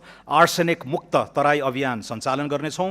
तराई मधेसमा अधुरा रहेका 280वटा खानेपानी आयोजना सम्पन्न गर्न रु 2 अर्ब 50 करोड विनियोजन गरेको छु। आगामी आर्थिक वर्ष याङ्री र लार्के खोलाबाट मेलम्चीमा पानी पथान्तरणका लागि अध्ययन सम्पन्न गर्नेछौँ। कीर्तिपुर, मध्यपुर थिमी, जोरपाटी, पेप्सिकोला, नागार्जुन र महालक्ष्मी लगायतका स्थानमा पाइप सञ्जाल विस्तारको कार्य थालनी गर्नेछौँ। यस आयोजनाका लागि रु 7 अर्ब 26 करोड विनियोजन गरेको छु। सहरी क्षेत्रमा बिजुली, ढल तथा खानेपानी व्यवस्थापन एकीकृत रूपमा गर्नेछौँ। दमक, धरान, इटहरी, वीरगञ्ज र हेटौडा लगायत प्रमुख सहर खानेपानी र ढल निर्माण तथा प्रशोधन कार्यक्रम सञ्चालन गर्न रु 2 अर्ब 34 करोड विनियोजन गरेको छु। उन्नत फिल्ट्रेसन प्रविधिको प्रयोग तथा राष्ट्रव्यापी पानी परीक्षण प्रयोगशाला सञ्जाल स्थापना गरी पानीको नियमित परीक्षण र QR कोडमा आधारित अनुगमन गर्नेछौँ। काठमाडौँ उपत्यकाको सल्लाघारी, कोडकु, धोबीघाट, गोकर्ण र हनुमान घाटमा दैनिक 7 करोड 27 लाख लिटरको फोहोर पानी प्रशोधन केन्द्रको निर्माण सम्पन्न गर्नेछौँ। यस कार्यका लागि रु 3 अर्ब 46 करोड विनियोजन गरेको छु। उपत्यका बाहिर खाँदबारी, बेलौरी, टाउन बजार, बारपाक र त्रिशुली बजारमा ढल प्रशोधन केन्द्र सञ्चालनमा ल्याउनेछौँ। खानेपानी तथा सरसफाइतर्फ रु 37 अर्ब 17 करोड विनियोजन गरेको छु। स्वच्छ ऊर्जा आगामी आर्थिक वर्ष जलविद्युत आयोजनाबाट 670 मेगावाट र सौर्य आयोजनाबाट 370 मेगावाट गरी 1040 मेगावाट राष्ट्रिय प्रसारण प्रणालीमा आबद्ध हुँदा कुल जडित क्षमता 5535 मेगावाट पुग्नेछ। 40 मेगावाट क्षमताको राहुघाट जलविद्युत आयोजनाको निर्माण यसै आर्थिक वर्षभित्र सम्पन्न गर्नेछौँ। निर्माणाधीन तनहुँ जलाशययुक्त आयोजना, माथिल्लो मोदी ए, माथिल्लो मोदी, माथिल्लो त्रिशुली 3B र बुढीगङ्गा आयोजना निर्माणलाई तीव्रता दिनेछौँ। 1061 मेगावाटको माथिल्लो अरुण, 828 मेगावाटको उत्तर गङ्गा, 210 मेगावाटको चैनपुर सेती, 99 मेगावाटको तामाकोसी 5 र 77 मेगावाटको घुन्साखोला आयोजनाको वित्तीय व्यवस्थापन गरी ठेक्का प्रक्रिया सुरु गर्नेछौँ। 417 मेगावाटको नलगाड, 490 मेगावाटको अरुण 4 र 281 मेगावाटको नौमुरे आयोजनाको अध्ययन प्रक्रिया अगाडि बढाउनेछौँ। कर्मचारी सञ्चय कोषका सञ्चयकर्ता समेतको लगानीमा 439 मेगावाटको वेतन कर्णाली जलविद्युत आयोजना निर्माणका लागि ठेक्का प्रक्रिया सुरु गर्नेछौँ। 1200 मेगावाटको बुढी गण्डकी जलाशययुक्त आयोजना निर्माणका लागि अधिकार सम्पन्न प्राधिकरण मोडलमा निर्माण कार्य अगाडि बढाउनेछौँ। 670 मेगावाटको दुधकोशी जलाशययुक्त आयोजनाको फाइनेन्सियल क्लोजर सम्पन्न गरी ठेक्का प्रक्रिया सुरु गर्नेछौँ। 900 मेगावाटको अरुण तेस्रो, 669 मेगावाटको तल्लो अरुण लगायत लगानी बोर्ड मार्फत निर्माण कार्य अगाडि बढाइएका करिब 3000 मेगावाट क्षमताका आयोजना विकास गर्न सरकारले आवश्यक सहजीकरण गर्नेछ। निर्माणाधीन प्रसारण लाइन तथा सबस्टेसन निर्माण सम्पन्न गर्न रु 70 अर्ब विनियोजन गरेको छु। हेटौडा ढल्केबर इनोरुवा 400 केबी प्रसारण लाइन चालु आर्थिक वर्षभित्रै निर्माण सम्पन्न हुनेछ। 400 केबीका नयाँ खिम्ती 12 काठमाडौँ र हेटौडा रातमाटे लप्सीबेदी न्यू दमौली न्यू बुटवल प्रसारण लाइन निर्माण कार्यलाई तीव्रता दिनेछौँ। अन्तर्देशीयतर्फ बुटवल गोरखपुर र इनोरुवा पूर्णिया प्रसारण लाइन निर्माण कार्यलाई तीव्रता दिनेछौँ। ढल्केबर मुजफ्फरपुर सीतामढी, लम्की दोदोधरा बरेली, लमही लखनऊ, निजगढ मोतिहारी र चिलिमे हब केरुङ प्रसारण लाइनको अध्ययन सम्पन्न गरी निर्माण सुरु गर्नेछौँ। कर्णाली कोरिडोर राष्ट्रिय प्रसारण लाइन निर्माणलाई तीव्रता दिनेछौँ। राष्ट्रिय ग्रिड नपुगेका कर्णालीका स्थानीय तहमा विद्युतीकरणलाई तीव्रता दिनेछौँ। ग्रिन हाइड्रोजनको व्यावसायिक उत्पादनको प्रारम्भ गर्न हेटौडामा 2.5 मेगावाट क्षमताको ग्रिन हाइड्रोजन प्लान्टलाई पाइलट परियोजनाको रूपमा कार्यान्वयन गर्नेछौँ। सुक्खायामको पिक आवरमा हुने विद्युत अभावलाई सम्बोधन गर्न काठमाडौँ उपत्यकामा 100 मेगावाटको ब्याट्री एनर्जी स्टोरेज प्रणालीको कार्यक्रम प्रारम्भ गर्नेछौँ। ग्रिन हाइड्रोजन उत्पादन कार्यलाई अगाडि बढाउन आवश्यक बजेटको व्यवस्था गरेको छु। ऊर्जा उत्पादन, प्रसारण र वितरण लाइन निर्माणका लागि रु 85 अर्ब 54 करोड विनियोजन गरेको छु। सिंचाई आगामी आर्थिक वर्ष थप 15,800 हेक्टर खेतीयोग्य जमिनमा सिंचाई सुविधा पुर्याउनेछौँ। यसबाट खेतीयोग्य सिंचित जमिनको अनुपात 64% पुग्नेछ। नदी नियन्त्रणतर्फ 70 किलोमिटर तटबन्ध निर्माण र 210 हेक्टर जग्गा उकास गर्नेछौँ। बबई सिँचाइ आयोजना अन्तर्गत आगामी आर्थिक वर्ष 1066 हेक्टर जमिनमा सिँचाइको सुविधा पुर्याउनेछौँ। राजापुर सिँचाइ आयोजनाको पुनर्स्थापनाको कार्य अगाडि बढाइनेछ। भेरी बबई डाइभर्सन आयोजनाको हेडवर्क्स निर्माण कार्य सम्पन्न गर्नेछौँ। यी आयोजनाका लागि रु 5 अर्ब 63 करोड विनियोजन गरेको छु। सिक्टा सिँचाइ आयोजना अन्तर्गत बाँके पूर्व र पश्चिमतर्फ 5000 हेक्टर जमिनमा थप सिँचाइ सुविधा पुर्याउनेछौँ। यसका लागि रु 2 अर्ब 55 करोड विनियोजन गरेको छु। सुनकोशी मरिन डाइभर्जन आयोजनाको बाँध र विद्युत गृह निर्माणको लागि पुनः ठेक्का लगाई 4 वर्षभित्र सम्पन्न गर्ने गरी निर्माण कार्य सुरु गर्नेछौँ। यस वर्ष यसका लागि 2 अर्ब 98 करोड विनियोजन गरेको छु। बागमती सिँचाइ आयोजनाको स्तरोन्नति गरी सुनकोशी मरिन डाइभर्जन आयोजनाबाट थप हुने पानीको उपयोगबाट बारा, रौतहट, सर्लाही, महोत्तरी र धनुषा जिल्लाका 1,22,000 हेक्टर खेतीयोग्य जमिनमा सिँचाइ सुविधा विस्तार गर्न रु 53 करोड विनियोजन गरेको छु। महाकाली सिँचाइ आयोजनाको कमान्ड क्षेत्र विस्तार गर्नेछौँ। रानी जमरा कुलरिया आयोजनाको लम्की खण्डको पूर्वाधार विकास गर्नेछौँ। बृहत दाङ उपत्यका सिँचाइ आयोजना र प्रगन्ना बड्कापथ सिँचाइ आयोजनाबाट 2,380 हेक्टर जमिनमा थप सिँचाइ उपलब्ध गराउन रु 1 अर्ब 21 करोड विनियोजन गरेको छु। नौमुरे बहुउद्देश्य सिँचाइ आयोजनाबाट कपिलवस्तुमा सिँचाइ गर्ने गरी आवश्यक पूर्व तयारी सम्पन्न गर्नेछौँ। बाढगङ्गा सिँचाइ आयोजनाको पुनर्स्थापना र मर्मत सम्भार गर्नेछौँ। नारायणी सिँचाइ आयोजना पुनर्स्थापनाका लागि बजेट छुट्याएको छु। सुनसरी मोरङ, चन्द्रनहर, कमला, नारायणी गण्डक, कोशी पम्प लगायतका सिँचाइ प्रणालीको मर्मत सम्भार तथा पुनर्स्थापनाका लागि रु 44 करोड विनियोजन गरेको छु। सतह सिँचाइको सेवा नपुगेका तराई मधेसका थप 3,980 हेक्टर खेतीयोग्य जमिनमा भूमिगत सिँचाइ सुविधा पुर्याउन रु 1 अर्ब 83 करोड विनियोजन गरेको छु। त्यसै गरी सर्लाही र धनुषा जिल्लामा स्मार्ट प्रविधिको प्रयोग गरी भूमिगत सिँचाइ सुविधा पुर्याउन आवश्यक रकम व्यवस्था गरेको छु। पहाडी तथा हिमाली क्षेत्रका कृषियोग्य टारहरूमा लिफ्ट सिँचाइ प्रणाली मार्फत भरपर्दो सिँचाइ सुविधा उपलब्ध गराउन रु 80 करोड विनियोजन गरेको छु। पहाडका टारहरूमा लिफ्ट सिँचाइ आयोजनाबाट आगामी वर्ष 2,230 हेक्टर जमिनमा थप सिँचाइ सुविधा विस्तार गर्नेछौँ। महाकाली, कर्णाली, नारायणी, कोशी लगायतका ठुला तथा मझौला नदीहरूको व्यवस्थापन कार्यका लागि रकम विनियोजन गरेको छु। सूचना तथा सञ्चार दूरसञ्चार प्राधिकरण विधेयक संसदमा पेश गर्नेछौँ। नवीनतम प्रविधिको प्रयोगलाई तीव्रता दिँदै गुणस्तरीय दूरसञ्चार सेवाको पहुँच बढाउनेछौँ। कर्णाली र सुदूरपश्चिम प्रदेशमा गुणस्तरीय टेलिफोन सेवा र नेटवर्क विस्तार गरिनेछ। सरकारी मुद्रणका लागि स्थापित विभिन्न संरचनालाई एक आपसमा गाभी एकीकृत सुरक्षित मुद्रण संस्थाको स्थापना गर्नेछौँ। नेपालमा दर्ता भएका सामाजिक सञ्जाल मार्फत व्यावसायिक क्रियाकलाप विस्तार गर्न प्रोत्साहन गर्नेछौँ। छापा तथा विद्युतीय सञ्चार माध्यमबाट हुने लोक कल्याणकारी विज्ञापन का लागि रु 33 करोड विनियोजन गरेको छु। सूचना तथा सञ्चार क्षेत्रका लागि रु 5 अर्ब 93 करोड विनियोजन गरेको छु। सम्माननीय सभामुख महोदय, सम्माननीय अध्यक्ष महोदय, खेलकुद खेल पूर्वाधारलाई युवा विकास र स्थानीय अर्थतन्त्रसँग जोड्दै आगामी 3 वर्षभित्र कम्तीमा 8,000 दर्शक क्षमताका 10 वटा फुटबल रङ्गशालालाई फ्लड लाइट सहितको स्तरोन्नति गर्नेछौँ।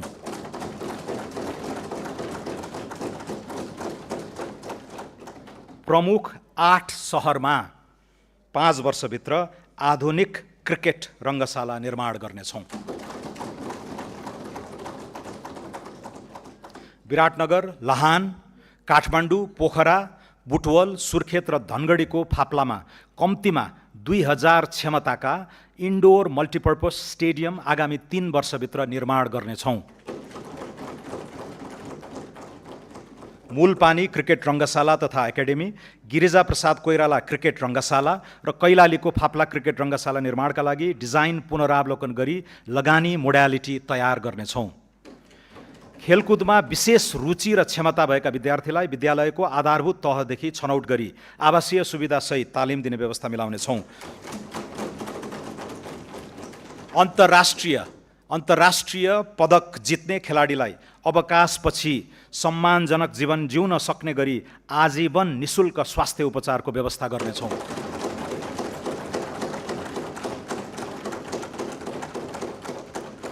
सुर्खेतमा 10औं राष्ट्रिय खेलकुद सम्पन्न गर्न र मध्य प्रदेशमा प्रस्तावित 11औं राष्ट्रिय खेलकुदको लागि आवश्यक पूर्वाधार निर्माण गर्न रकम छुट्याएको छु। खेलकुद क्षेत्रको लागि रु 4 अर्ब 3 करोड विनियोजन गरेको छु। गुणस्तरीय शिक्षा।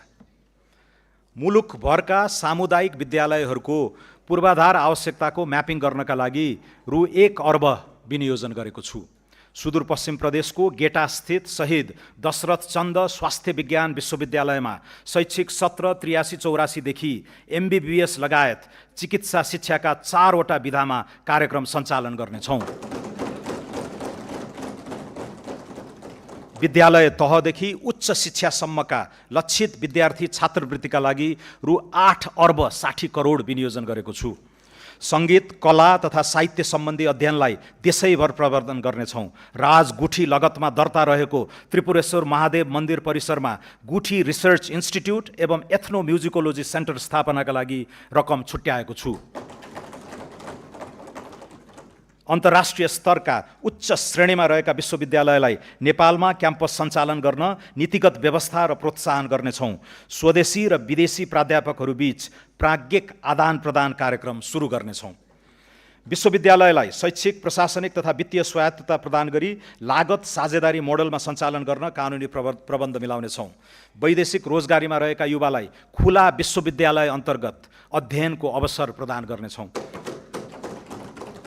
विभिन्न प्रदेशका सामुदायिक विद्यालयमा कक्षा 5 देखि कक्षा 8 सम्म अध्ययनरत विद्यार्थी तथा शिक्षक विद्यार्थी आदान प्रदान कार्यक्रम सञ्चालन गर्नेछौँ।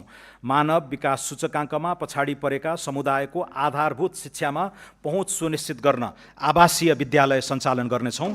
यस कार्यक्रम चितवन जिल्लाको चेपाङ समुदायबाट सुरु गर्नेछौँ।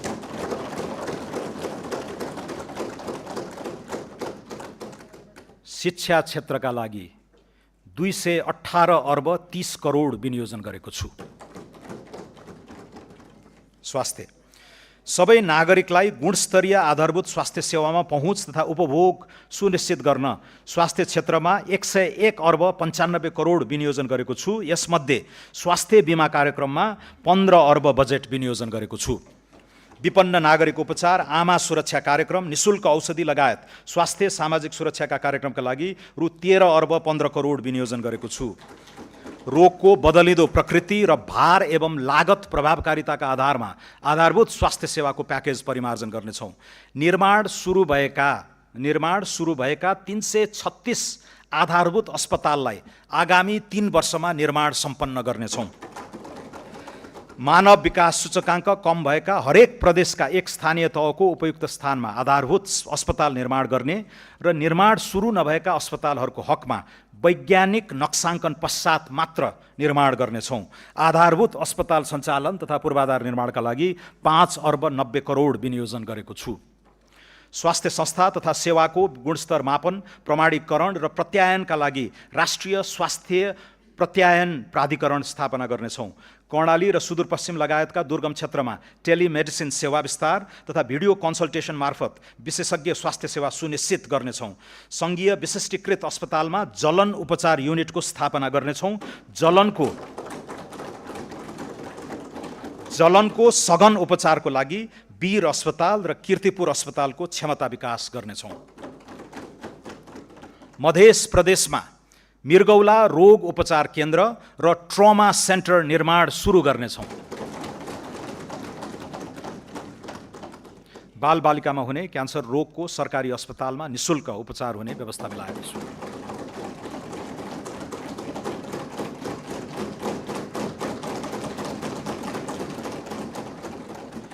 नागरिक स्तरबाट स्थापना भई अन्तर्राष्ट्रिय क्षेत्रमै ख्याति प्राप्त अनुकरणीय सर्वसुलभ स्वास्थ्य सेवा उपलब्ध गराउने स्वास्थ्य संस्थालाई प्रोत्साहित गर्नेछौँ। यस अन्तर्गत धुलिखेल सामुदायिक अस्पताल र काठमाडौँ इन्स्टिट्युट अफ चाइल्ड हेल्थको स्तरोन्नति गर्न बजेट विनियोजन गरेको छु। तिलगङ्गा आँखा प्रतिष्ठानलाई लेन्स उत्पादनमा प्रोत्साहित गर्न कर सहुलियत प्रदान गरेको छु। हाई अल्टिट्युड सिकनेस उपचार सेवा विस्तार गर्नेछौँ।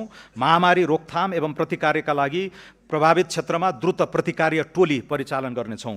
देशभित्र उत्पादन वा आपूर्ति हुने औषधि, रोग निदानात्मक र अन्य स्वास्थ्यजन्य खाद्यान्न सामग्रीहरूको गुणस्तर र नियमन सुनिश्चित गर्न फुड एन्ड ड्रग एडमिनिस्ट्रेसन स्थापना गर्नेछौँ। सम्पूर्ण स्वास्थ्य संस्थाहरूमा रियल टाइम अनुगमनका लागि एक नागरिक एक डिजिटल प्रोफाइल प्रणाली कार्यान्वयनमा ल्याउनेछौँ। सामुदायिक, सहकारी र निजी क्षेत्रको सहकार्यमा सबै स्वास्थ्य संस्थामा सुलभ फार्मेसी सञ्चालन गर्नेछौँ। राष्ट्रिय औषधि प्रयोगशालाको स्तरोन्नति गर्नेछौँ। बीपी कोइराला मेमोरियल क्यान्सर अस्पतालमा पीईटी स्क्यान, साइक्लोट्रोन मेसिन खरिद तथा जडान गर्न पुँजीगत अनुदानका लागि रु 32 करोड विनियोजन गरेको छु। राष्ट्रिय आयुर्वेद पञ्चकर्म तथा योग सेवा केन्द्र बुढानीलकण्ठ, राष्ट्रिय आयुर्वेद अनुसन्धान तथा तालिम केन्द्र कीर्तिपुर र पोखरा स्थित प्राकृतिक तथा वैकल्पिक चिकित्सा सहितको आयुर्वेद अस्पताल सञ्चालनमा ल्याई आयुर्वेद तथा वैकल्पिक चिकित्सा क्षेत्रलाई स्वास्थ्य पर्यटनसँग जोड्नेछौँ। मधेस प्रदेश स्थित नारायणी अस्पताल, गजेन्द्र नारायण सिंह अस्पताल र राम राजा प्रसाद सिंह स्वास्थ्य विज्ञान प्रतिष्ठानको पूर्वाधार विकास कार्य अघि बढाउनेछौँ। कर्णाली प्रदेशका दुर्गम स्थानहरूमा एयर एम्बुलेन्स सेवा सुरु गर्नेछौँ। नर्सिङ कर्मचारीको रात्रि ड्युटी भत्ता दोब्बर गरेको छु।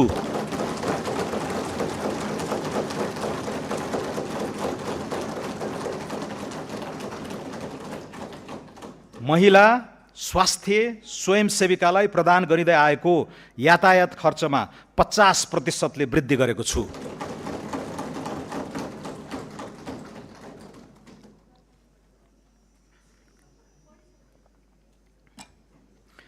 दलित समुदायको परम्परागत सिप संरक्षण, आय आर्जन, प्रविधि स्तरोन्नतिका क्रियाकलाप सहित एकीकृत रूपमा दलित केन्द्रित लगानी बढाउनेछौँ। देशैभरिका 5 वर्ष मुनिका दलित समुदायका बालबालिकाको पोषण सहायताका लागि रु 3 अर्ब विनियोजन गरेको छु। जेनजी आन्दोलनका शहीदको सम्मान गरिनुका साथै शहीद परिवारको लागि सम्मानजनक आर्थिक सहायता सुनिश्चित गरिसकिएको छ। आन्दोलनका घाइतेका लागि निशुल्क स्वास्थ्य उपचार, घाइतेको अवस्था अनुसार मासिक भत्ता र उद्यमशीलता विकासका कार्यक्रम सञ्चालन गर्नेछौँ। सरकारी कार्यालयले निर्माण गर्ने भौतिक संरचना, डिजिटल प्रविधि, वेबसाइट र सफ्टवेयरहरू सबै किसिमका अपाङ्गता भएका व्यक्तिले प्रयोग गर्न मिल्ने ढाँचामा विकास गर्दै लैजानेछौँ। सबै प्रदेशमा अपाङ्ग पुनर्स्थापना केन्द्र स्थापना गर्दै जानेछौँ। अटिजम भएका बालबालिकालाई लक्षित गरी पूर्वाधारयुक्त आवासीय नमुना विद्यालय सञ्चालन गर्नेछौँ। गिग वर्करलाई औपचारिक श्रम र सामाजिक सुरक्षाको दायरामा ल्याउनेछौँ। जीवन चक्रका विभिन्न चरणमा हुन सक्ने जोखिमबाट संरक्षण प्रदान गर्न सामाजिक सुरक्षातर्फ रु 120 अर्ब विनियोजन गरेको छु। लैङ्गिक हिंसा निवारण सम्बन्धी एकीकृत विधेयक तर्जुमा गर्नेछौँ। प्रदेश र स्थानीय सरकारसँगको सहकार्यमा सडक बालबालिका तथा ज्येष्ठ नागरिकको पारिवारिक पुनर्मिलन तथा सामाजिक पुनर्स्थापना गर्नेछौँ। नेपाललाई सडक बालबालिका मुक्त राष्ट्र घोषणा गर्नेछौँ।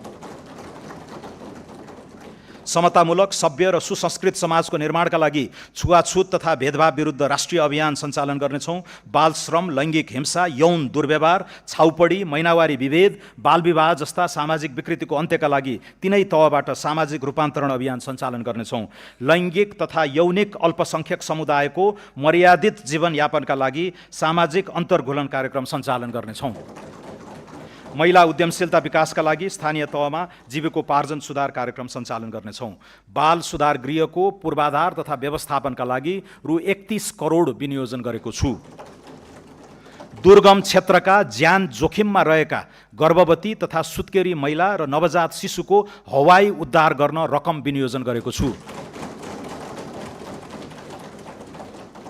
महिला बालबालिका लैङ्गिक तथा यौनिक अल्पसङ्ख्यकतर्फ रु 2 अर्ब 27 करोड विनियोजन गरेको छु। कृषि विकास तथा भूमि व्यवस्थापन, रासायनिक मल खरिदका लागि चालु आर्थिक वर्षको विनियोजनमा वृद्धि गरी रु 32 अर्ब 46 करोड पुर्याएको छु। रासायनिक मल आपूर्ति क्यालेन्डर तयारी गरी मुख्य खाद्य बाली लगाउने समयमा सहज वितरण हुने व्यवस्था मिलाउनेछौँ। राष्ट्रिय कृषि आधुनिकीकरण कार्यक्रमका लागि रु 2 अर्ब 7 करोड विनियोजन गरेको छु।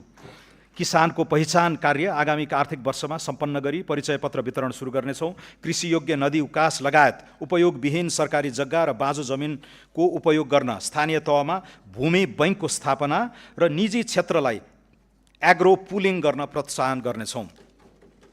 सिराहा र सप्तरीमा आँप तथा सर्लाहीमा गोलभेडा प्रशोधन केन्द्र स्थापना गर्नेछौँ।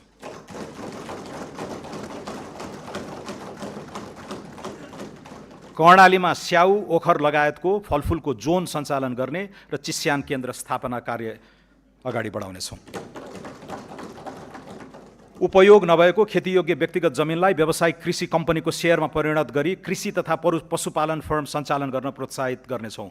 प्राङ्गारिक मल र हरियो मल प्रवर्धन गर्न स्थानीय तहलाई सशर्त अनुदान हस्तान्तरण गर्न रु 36 करोड विनियोजन गरेको छु। नेपाल विद्युत प्राधिकरण र निजी क्षेत्रको सहकार्यमा कम्पनी मोडलमा ग्रिन युरिया मल उद्योग सञ्चालन गर्न दिनेछौँ। निजी क्षेत्रबाट ग्रिन युरिया उत्पादन प्रवर्धन गर्न खरिद ग्यारेन्टी सम्झौता गरी सहुलियत दरमा विद्युत उपलब्ध गराउने व्यवस्था मिलाउनेछौँ। कृषि बिमाको प्रिमियममा दिइने अनुदान सहुलियतका लागि रु 2 अर्ब 19 करोड विनियोजन गरेको छु। किसानलाई वित्तीय पहुँच प्रदान गर्न र नगद प्रवाह व्यवस्थापन गर्न कृषि उपज भण्डारणको प्रमाणीकरणका आधारमा वेयरहाउस रिसिट फाइनान्सिङ गर्ने व्यवस्था मिलाउनेछौँ। पशु पन्छीमा लाग्ने रोग तथा महामारी नियन्त्रणका लागि आवश्यक पर्ने खोप निजी क्षेत्र समेतको सहभागितामा स्वदेशमै उत्पादन गर्नेछौँ। खोरेत लगायतका रोग नियन्त्रण गर्न रु 24 करोड विनियोजन गरेको छु। हुम्लाको हिल्सा स्थित सीमा नाकामा पशु क्वारेन्टिन स्थापना गर्नेछौँ। 35 वटा नगरपालिकाबाट जग्गा प्रशासन सम्बन्धी एकीकृत सेवा सुरुवात गर्नेछौँ। घर जग्गा खरिद बिक्रीलाई सहज बनाउन जग्गा धनी सङ्केत नम्बर जारी गरी घर जग्गा रोक्का फुकुवा खरिद बिक्री र राजस्व भुक्तानी अनलाइन प्रणालीबाट गर्नेछौँ। भूमिहीन दलित, भूमिहीन सुकुम्बासी र अव्यवस्थित बसोबासीको व्यवस्थापन गर्ने कार्य आगामी आर्थिक वर्षभित्रै सम्पन्न गर्ने व्यवस्था मिलाउनेछौँ।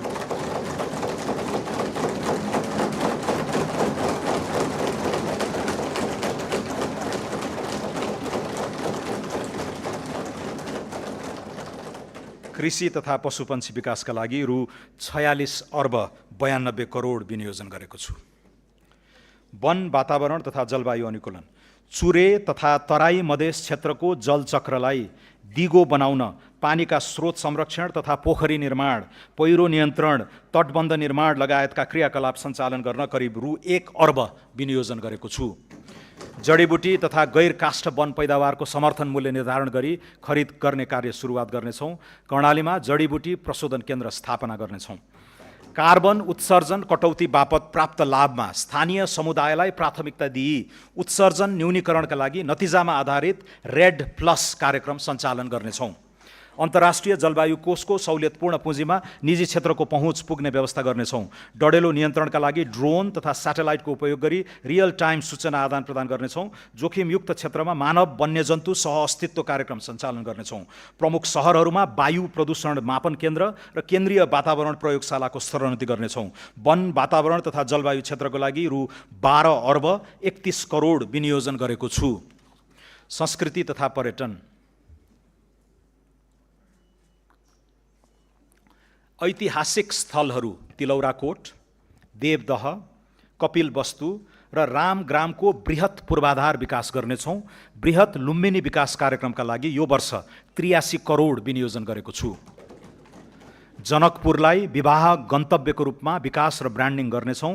राम जानकी पथ राम जानकी पथ र राम जानकी परिक्रमा सडक स्तरोन्नतिका लागि रकम छुट्याएको छु।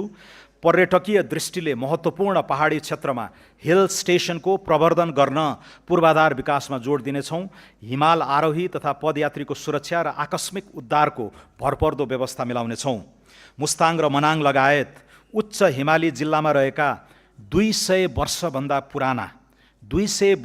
पुराना कम्तीमा पनि 2 दर्जन ऐतिहासिक बौद्ध गुम्बाहरूको संरक्षणका लागि विशेष परियोजना ल्याउनेछौँ। कपिलवस्तुको तिलौराकोट, धनुषाको जनकपुर धाम र काठमाडौँको गोकर्णेश्वरलाई विश्व सम्पदा सूचीमा समावेश गराउन कार्य अगाडि बढाउनेछौँ। खप्तड बडीमालिका शुक्लाफाटा, काँक्रेबिहार पञ्चकोशी रारा, ठाकुरद्वार स्वर्गद्वारी रुरु क्षेत्र, देवघाट मुक्तिनाथ तिलिचो, कालिन्चोक जुगल गोसाईकुण्ड, सखडा धनुषाधाम गढीमाई, हलेसी चतरा पाथिभरा प्रादेशिक पर्यटकीय कोरिडोरको प्रवर्धन गर्नेछौँ। ग्रेट हिमालयन ट्रेल लगायत अन्य पदमार्गलाई रणनीतिक पदमार्गका रूपमा विकास गर्नेछौँ। खप्तड, रामारोशन, बडीमालिका, बुढीनन्दा रारा, स्वर्गद्वारी मुक्तिनाथलाई जोड्ने गरी उच्च पहाडी पर्यटन पदमार्ग डाँफे रुटको विकास गर्नेछौँ। अपी हिमाल, दोर्दी हिमाल, सिक्लेस कहुपुचे मनाङ, तिनजुरे पाथिभरा ट्रेकिङ रुट विकास गर्नेछौँ। साइकल ट्रेलका लागि उपयुक्त गण्डकी प्रदेशका मध्य पहाडमा परीक्षणका रूपमा कास्की, लिपेनी, थुम्सीकोट, भाचोक, लम्तरी, प्रिन्स चार्ल्स रुट हुँदै करापुसम्म र ब्यास, छाब्दी बाराही, बन्दीपुर, छिम्केश्वरी, लाब्दी, देवघाट रुट निर्माण गर्नेछौँ। आदिवासी जनजाति समुदायको संस्कृति संरक्षणका लागि कीर्तिपुर स्थित सङ्ग्रहालयको विस्तार गर्नेछौँ। दलित समुदायको परम्परागत मौलिक सिप, कला तथा पेसाको प्रवर्धन गर्न मधेस, कर्णाली र सुदूरपश्चिमका सघन दलित बस्तीलाई लक्षित गरी नमुना होमस्टे सञ्चालन गर्नेछौँ। 6000 मिटरभन्दा बढी उचाइ भएका र हालसम्म नामकरण नगरिएका हिमाललाई मौलिक नामकरण गरी आरोहणका लागि विशिष्ट बजारीकरण गर्नेछौँ। नागरिक उड्डयन त्रिभुवन अन्तर्राष्ट्रिय विमानस्थलको स्तरोन्नतिका लागि रु 1 अर्ब 53 करोड विनियोजन गरेको छु। निजगढ अन्तर्राष्ट्रिय विमानस्थलको निर्माण मोडालिटी 6 महिनाभित्र यकिन गर्नेछौँ। गौतम बुद्ध र पोखरा क्षेत्रीय अन्तर्राष्ट्रिय विमानस्थल सञ्चालनको व्यवस्थापनमा निजी क्षेत्रसँग सहकार्य गर्नेछौँ। भरतपुर विमानस्थललाई विस्तार गरी रात्रिकालीन उडान सञ्चालन गर्नेछौँ। प्रदेश सरकारसँगको सहकार्यमा सुर्खेत विमानस्थल विस्तार गर्नेछौँ। मुगुको ताल्चा र दाङको टरी गाउँ विमानस्थल स्तरोन्नति गर्नेछौँ। संस्कृति तथा पर्यटन क्षेत्रका लागि रु 7 अर्ब 34 करोड र नागरिक उड्डयन क्षेत्रका लागि रु 2 अर्ब 93 करोड विनियोजन गरेको छु। श्रम तथा वैदेशिक रोजगार रिभर्स प्रवासनलाई प्रोत्साहन गर्दै विप्रेषणलाई उपभोगबाट उत्पादनशील प्रयोजनमा रूपान्तरण गर्न विप्रेषण लगानी मिलान कोष सञ्चालन गर्नेछौँ। वैदेशिक रोजगारीबाट फर्किएकाको ज्ञान, सिप र दक्षताको सदुपयोग गर्न रिटर्नी माइग्रेन्ट कार्यक्रम कार्यान्वयन गर्नेछौँ। युवाहरूलाई विभिन्न विषयगत छोटो अवधिका र कार्यस्थलमा आधारित तालिम सञ्चालन गरी सिपयुक्त बनाउनेछौँ। वैदेशिक रोजगारीलाई थप सुरक्षित एवं मर्यादित बनाउन श्रम सम्झौताको पुनरावलोकन तथा नयाँ गन्तव्य मुलुकसँग थप सम्झौता गर्नेछौँ। विदेशमा अलपत्र परेका नेपाली नागरिकलाई उद्धार गर्न र मृत्यु भएका श्रमिकको शव सहज रूपमा स्वदेश ल्याउने प्रबन्ध मिलाउन आवश्यक बजेट विनियोजन गरेको छु। सिप सिकेर मात्र वैदेशिक रोजगारीमा जाने व्यवस्था मिलाउनेछौँ। बिना धितो ऋण र किस्ताबन्दीमा रोजगारदाताबाट भुक्तानीको व्यवस्था गरी वैदेशिक रोजगारीलाई मर्यादित, पारदर्शी र स्वचालित बनाउनेछौँ। वैदेशिक रोजगारीमा जाँदा शून्य लागतलाई प्रोत्साहन गर्दै सेवा शुल्कलाई श्रमिक मैत्री बनाउनेछौँ। औपचारिक च्यानलबाट भित्रिने रेमिटेन्सलाई थप प्रोत्साहित गर्न रेमिटेन्स आप्रवाहको हरेक रिसिटमा आधारित लटरी कार्यक्रम सञ्चालन गर्नेछौँ। अनौपचारिक क्षेत्रका श्रमिकको जीवनयापन र आधारभूत स्वास्थ्यलाई सहयोग पुग्ने गरी सहुलियत दरमा पौष्टिक खाना उपलब्ध गराउने गरी आवश्यक कार्यक्रम प्रारम्भ गर्नेछौँ। श्रम तथा रोजगार क्षेत्रमा रु 3 अर्ब 63 करोड विनियोजन गरेको छु। औद्योगिक विकास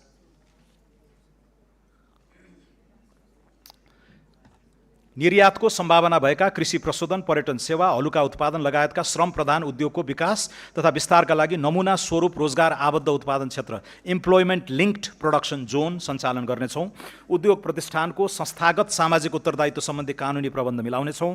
सरकार र निजी क्षेत्रको सहकार्यमा औद्योगिक क्षेत्र तथा औद्योगिक करिडोरमा स्वच्छ ऊर्जामा आधारित प्रविधिको प्रयोग गरी ट्रिटमेन्ट प्लान्ट सहितको सिवरेज प्रणाली सञ्चालन गर्नेछौँ। उद्योग प्रतिष्ठानमा रहेका परम्परागत बोइलरलाई इलेक्ट्रिक बोइलरले प्रतिस्थापन गर्न सहुलियतपूर्ण ऋण सुविधा प्रदान गर्नेछौँ।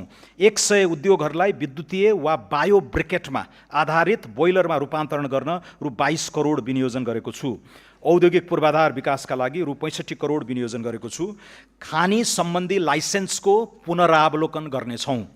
नयाँ खानीको अन्वेषणका क्रममा फेज 2 सम्मको अध्ययनका लागि आवश्यक जियोलोजिकल ल्याब र परीक्षण अन्वेषणको व्यवस्था गर्नेछौँ। खानी क्षेत्र, ठुला उद्योग र 5 मेगावाटभन्दा बढी विद्युत खपत गर्ने निजी क्षेत्रबाट विकास हुने औद्योगिक क्षेत्रसम्मको सहज पहुँच तथा विद्युत आपूर्ति एवं प्रसारण लाइन निर्माण गर्नेछौँ। भारी सवारी सञ्चालन हुने औद्योगिक तथा खानी पहुँच सडकलाई विशेष मापदण्डसहित डिजाइन, निर्माण र मर्मत गर्न रु 50 करोड विनियोजन गरेको छु।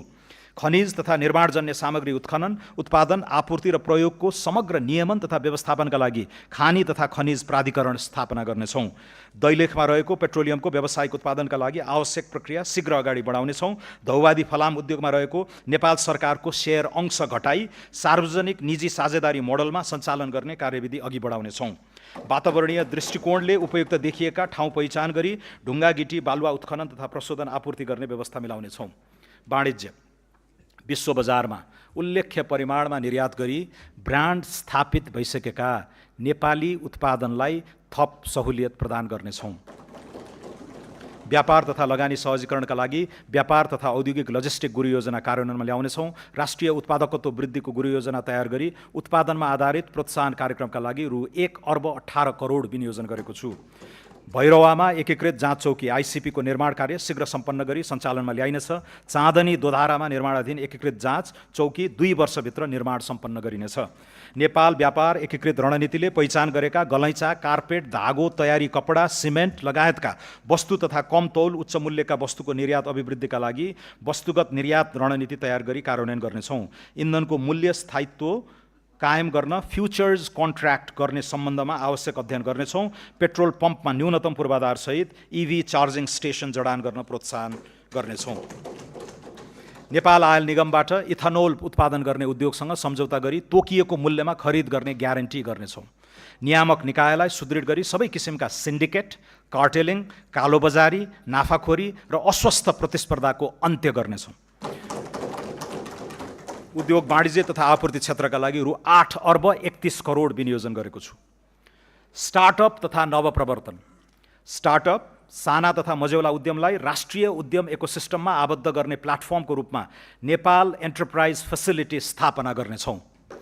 प्लेटफर्मले उद्यम सम्बन्धी नीतिगत व्यवस्था, नवीन वित्तीय उपकरणको पहिचान र पहुँच, इन्क्युबेसन सहितको सहयोग सञ्जाल र स्वदेशी उद्यम अभियानलाई एकीकृत रूपमा अगाडि बढाउनेछ। कृषि एवं पशुजन्य उद्यम गर्न चाहने 1000 युवा उद्यमीलाई स्टार्टअप सुविधा उपलब्ध गराउनेछौँ। युवा वैज्ञानिकलाई स्वदेशमै अनुसन्धानको अवसर प्रदान गर्न अनुसन्धान, नवप्रवर्तन तथा उद्यमशीलता अभिवृद्धि कार्यक्रम सञ्चालनका लागि आवश्यक रकम विनियोजन गरेको छु। खगोलीय पर्यटन प्रवर्धन गर्न सगरमाथा आधार शिविरमा अब्जर्भेटरी केन्द्र स्थापनाका लागि रकम विनियोजन गरेको छु। विज्ञान, प्रविधि र नवप्रवर्धनका लागि रु 4 अर्ब र नेपाल एन्टरप्राइज फेसिलिटीका लागि रु 50 करोड विनियोजन गरेको छु। सम्माननीय सभामुख महोदय, सम्माननीय अध्यक्ष महोदय, सौम्य शक्ति र डायस्पोरा, पारस्परिक लाभ, राष्ट्रिय आत्मसम्मान र सार्वभौम हितमा आधारित सन्तुलित परराष्ट्र सम्बन्ध सुदृढ गर्दै आर्थिक समुन्नतिका लागि सौम्य शक्ति परिचालन गर्नेछौँ। आर्थिक कूटनीति, सांस्कृतिक पहिचान, प्रविधि तथा पर्यटनको एकीकृत उपयोग मार्फत नेपालको अन्तर्राष्ट्रिय उपस्थिति, विश्वसनीयता र प्रभाव विस्तार गर्नेछौँ। संयुक्त राष्ट्रसङ्घ लगायत अन्य बहुपक्षीय तथा क्षेत्रीय मञ्चहरूमा नेपालको भूमिकालाई सशक्त बनाउनेछौँ। क्षेत्रीय सन्निकटताका लागि सुदृढ कूटनीति अगाडि बढाउनेछौँ।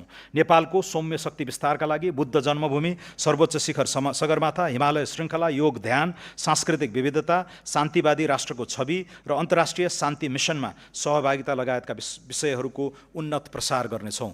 विदेशस्थित नेपाली नियोगको सशक्तिकरण गरी निर्यात क्षमता, द्विपक्षीय व्यापार तथा लगानी, पर्यटन प्रवर्धन गर्न आर्थिक कूटनीति सबल बनाउनेछौँ।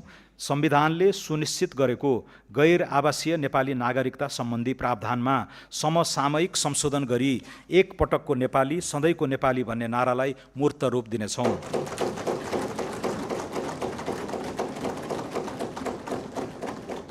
गैर आवासीय नेपालीलाई सबै किसिमका आर्थिक, सामाजिक तथा सांस्कृतिक अधिकार प्रदान गरी राष्ट्र निर्माणको मूल अभियानमा समावेश गर्नेछौँ। बैंकिङ क्षेत्र, बैंक तथा वित्तीय संस्था सम्बन्धी ऐन, बैंकिङ कसूर तथा सजाय ऐनमा समयानुकूल संशोधन गर्नेछौँ। विपन्न तथा साना किसानका लागि कर्जा तथा पशुधन कार्यक्रम साना किसान विकास लघुवित्त वित्तीय संस्था मार्फत सञ्चालन गर्न रकम विनियोजन गरेको छु। बैंक तथा वित्तीय संस्थामा रहेको निष्क्रिय कोषमा रहेको रकम हकवालाले दाबी गरेको बखत उपलब्ध हुने सुनिश्चित गरी तोकिएको कानुनी प्रक्रियाका आधारमा उत्पादनमूलक कार्यमा परिचालन गर्नेछौँ। वाणिज्य बैंक तथा भुक्तानी सम्बन्धी काम गर्ने संस्थाले अन्तर्राष्ट्रिय भुक्तानी नेटवर्कसँग सम्झौता गर्न सक्ने गरी राष्ट्रिय तथा अन्तर्राष्ट्रिय पेमेन्ट एग्रिगेटर तथा नेसनल पेमेन्ट स्विचलाई प्रभावकारी बनाउनेछौँ। पेमेन्ट एग्रिगेटरको नियमनको लागि कानुनी र संस्थागत व्यवस्था गर्नेछौँ। सहुलियतपूर्ण कर्जाको प्रभावकारिता अभिवृद्धि गर्ने गरी तेस्रो पक्षबाट कर्जाको गुणस्तर मूल्याङ्कन गराउनेछौँ। जेनजी आन्दोलनका शहीद परिवार तथा घाइतेलाई समेत यस कार्यक्रमको लाभग्राहीको रूपमा सहभागी गराउनेछौँ। विद्युत खपत बढाउन र प्रदूषण नियन्त्रण गर्न घरायसी प्रयोजनको लागि washing machine, refrigerator, vacuum cleaner जस्ता विद्युतीय उपकरण समेत हायर पर्चेसमा खरिद बिक्री गर्न सकिने व्यवस्था मिलाउनेछौँ। बीमा, धितोपत्र तथा सहकारी, नेपाली बीमा कम्पनीबाट जारी हुने बीमाङ्कको कम्तीमा 20% नेपाल पुनर्बीमा कम्पनीबाट गराउनुपर्ने व्यवस्था मिलाउनेछौँ। दीर्घकालीन प्रकृतिका बीमाको सामूहिक बीमा कोषको नेतृत्व तथा सञ्चालन नेपाल पुनर्बीमा कम्पनीबाट हुने व्यवस्था गर्नेछौँ। जोखिम न्यूनीकरणको लागि पुनर्बीमाको निश्चित हिस्सा विदेशी पुनर्बीमा कम्पनीसँग गराउने व्यवस्था मिलाउनेछौँ। लामो समयदेखि वृद्धि हुन नसकेको तेस्रो पक्ष बीमाङ्क रु 10 लाख पुर्याइनेछ। सवारी दुर्घटना कम गर्न सवारी साधनमा दुर्घटना डिभाइस जडान गर्नुपर्ने व्यवस्था गर्नेछौँ। दुर्घटना, घातक रोग, ढुवानी लगायतको बिमा अनिवार्य गर्नेछौँ। कर्मचारी सञ्चय कोष, नागरिक लगानी कोष, निक्षेप तथा कर्जा सुरक्षण कोष, स्वास्थ्य बिमा बोर्ड र सामाजिक सुरक्षा कोषले सञ्चालन गर्ने सुरक्षण कार्यक्रमको पुनर्बीमा नेपाल पुनर्बीमा कम्पनी मार्फत गर्ने व्यवस्था मिलाउनेछौँ। सहरी क्षेत्रमा भवन निर्माणको नक्सा स्वीकृति गर्दा अनिवार्य रूपमा बिमा गर्ने व्यवस्था गर्नेछौँ। धितोपत्र बजार व्यवस्थापन र कसूर तथा सजाय सम्बन्धी छुट्टै विधेयक संसदमा पेश गर्नेछौँ। वित्तीय ट्रस्टीको नियमन गर्न ट्रस्टी विधेयक तर्जुमा गर्नेछौँ। बचत तथा ऋणको मुख्य कारोबार गर्ने सहकारी संस्थाको अनुगमन र नियमनमा राष्ट्रिय सहकारी नियमन प्राधिकरणको भूमिका थप प्रभावकारी बनाउनेछौँ। समस्याग्रस्त सहकारीका बचतकर्ताको रकम फिर्ताका लागि सहकारीको बचत रकम तथा सम्पत्ति बिक्रीबाट शोध भर्ना हुने गरी चक्रीय कोषको रूपमा स्थापित एकीकृत बचतकर्ता सुरक्षा कोषबाट बचत फिर्ता गर्ने कार्यालयलाई निरन्तरता दिइनेछ। सुशासन, स्वार्थको द्वन्द्व सम्बन्धी कानुन तर्जुमा गरी नीतिगत भ्रष्टाचार अन्त्य गर्नेछौँ। कसुरजन्य सम्पत्तिको प्रभावकारी व्यवस्थापनका लागि सम्बद्ध निकायलाई एकीकृत सूचना पद्धतिमा आबद्ध गरी असुल उपर जफत प्राप्ति तथा व्यवस्थापनलाई थप प्रभावकारी बनाउनेछौँ। निजामती कर्मचारी अस्पतालबाट बहुविशिष्टीकृत सेवा विस्तार गर्न अत्यावश्यक उपकरण जडान र भौतिक संरचना निर्माण गर्नेछौँ।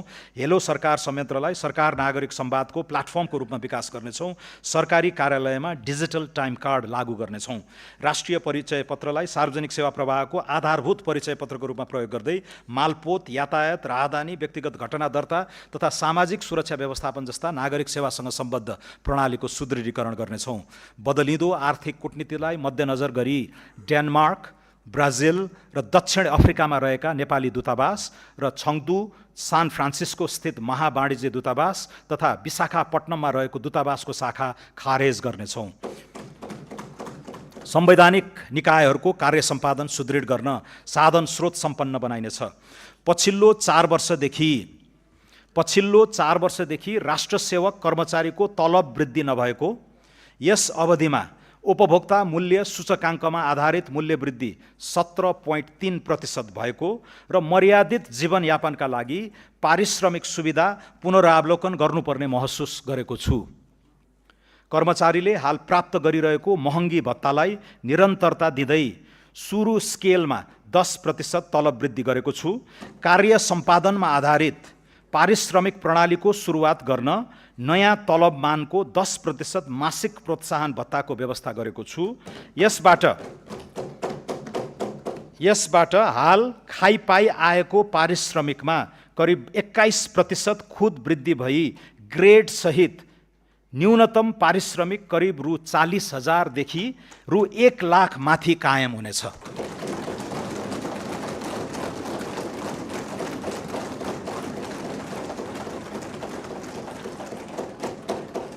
नयाँ तलब स्केल सम्बत 2083 साउन 1 गतेदेखि लागू हुनेछ। कानुनी शासन र राष्ट्रिय सुरक्षा। न्याय प्रणालीलाई छरितो र प्रभावकारी बनाउन सूचना प्रविधिको अधिकतम उपयोग गरी विद्युतीय अदालत व्यवस्थापन प्रणाली विस्तार गर्नेछौँ। विपन्न तथा दूरदराज क्षेत्रका नागरिकका लागि निशुल्क कानुनी सहायता कार्यक्रम सञ्चालन गर्नेछौँ। शान्ति प्रक्रिया तथा सङ्क्रमणकालीन न्याय सम्बन्धी बाँकी कामलाई यथाशीघ्र निष्कर्षमा पुर्याइनेछ। राष्ट्रिय सुरक्षा नीति 2075 को पुनरावलोकन गर्नेछौँ। नेपाली सेनाका जवानहरूको आवास स्तरोन्नति कार्यक्रमलाई निरन्तरता दिँदै रु 2 अर्ब विनियोजन गरेको छु। ऐतिहासिक गढी र किल्ला संरक्षण गरी पर्यटनसँग आबद्ध गर्नेछौँ। नेपाल प्रहरीको अनुसन्धान र अभियोजन प्रक्रियालाई प्रभावकारी बनाउन प्रविधिको प्रयोगमा जोड दिनेछौँ। विधि विज्ञान प्रयोगशाला, अनुसन्धानमा कृत्रिम बुद्धिमत्ताको प्रयोग तथा भौतिक पूर्वाधार विकासमा लगानी वृद्धि गर्नेछौँ। नेपाल प्रहरी र सशस्त्र प्रहरीको अवकाशको सेवा अवधि र निवृत्त भरण सुरु हुने अवधिका बीचमा रहेको विद्यमान अन्तर पुनरावलोकन गर्ने विषयमा अध्ययन गर्नेछौँ। सशस्त्र प्रहरी बल नेपाललाई अन्तर्राष्ट्रिय सीमा सुरक्षाको डेडिकेटेड व्यावसायिक फोर्सको रूपमा विकास गर्नेछौँ। कारागारको सुदृढीकरण, क्षमता विस्तार तथा खुला कारागारको अवधारणा कार्यान्वयन गरी सुधार गृहका रूपमा रूपान्तरण गर्दै लगिनेछ। विपद प्रतिकार्यमा संलग्न जनशक्ति र स्वयंसेवकको क्षमता विकास गर्नेछौँ। विपद पश्चातको क्षतिपूर्ति, राहत र पुनर्निर्माणका लागि बिमा लगायतका जोखिम हस्तान्तरणका उपकरणहरूको विस्तार गर्नेछौँ। सङ्घ, प्रदेश र स्थानीय तहबीचको अधिकार, जिम्मेवारी र कार्य सम्पादनको दोहोरोपना हटाउन कार्य विस्तृतीकरणको पुनरावलोकन गर्नेछौँ। 3 तहबीच विद्यमान दोहोरो करको विवादलाई क्षेत्राधिकारको स्पष्टता र कानुनी सुधार मार्फत समाधान गर्नेछौँ। सङ्घीयता सुदृढीकरण र स्थानीय सेवा सुधारका लागि शासकीय नवप्रवर्तन चुनौती फन्ड स्थापना गर्नेछौँ। सम्माननीय सभामुख महोदय, सम्माननीय अध्यक्ष महोदय, अब म माथि उल्लेखित क्षेत्रगत नीति र कार्यक्रम कार्यान्वयनका लागि विनियोजन र स्रोत व्यवस्थापनको अनुमान प्रस्तुत गर्दछु। आगामी आर्थिक वर्षका लागि कुल खर्च रु 2124 अर्ब 34 करोड विनियोजन गरेको छु।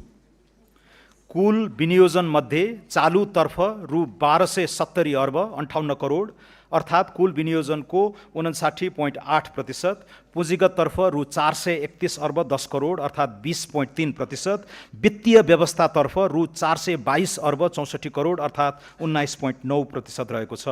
यो खर्च अनुमान चालु वर्षको संशोधित अनुमानको तुलनामा 25%ले बढी हो।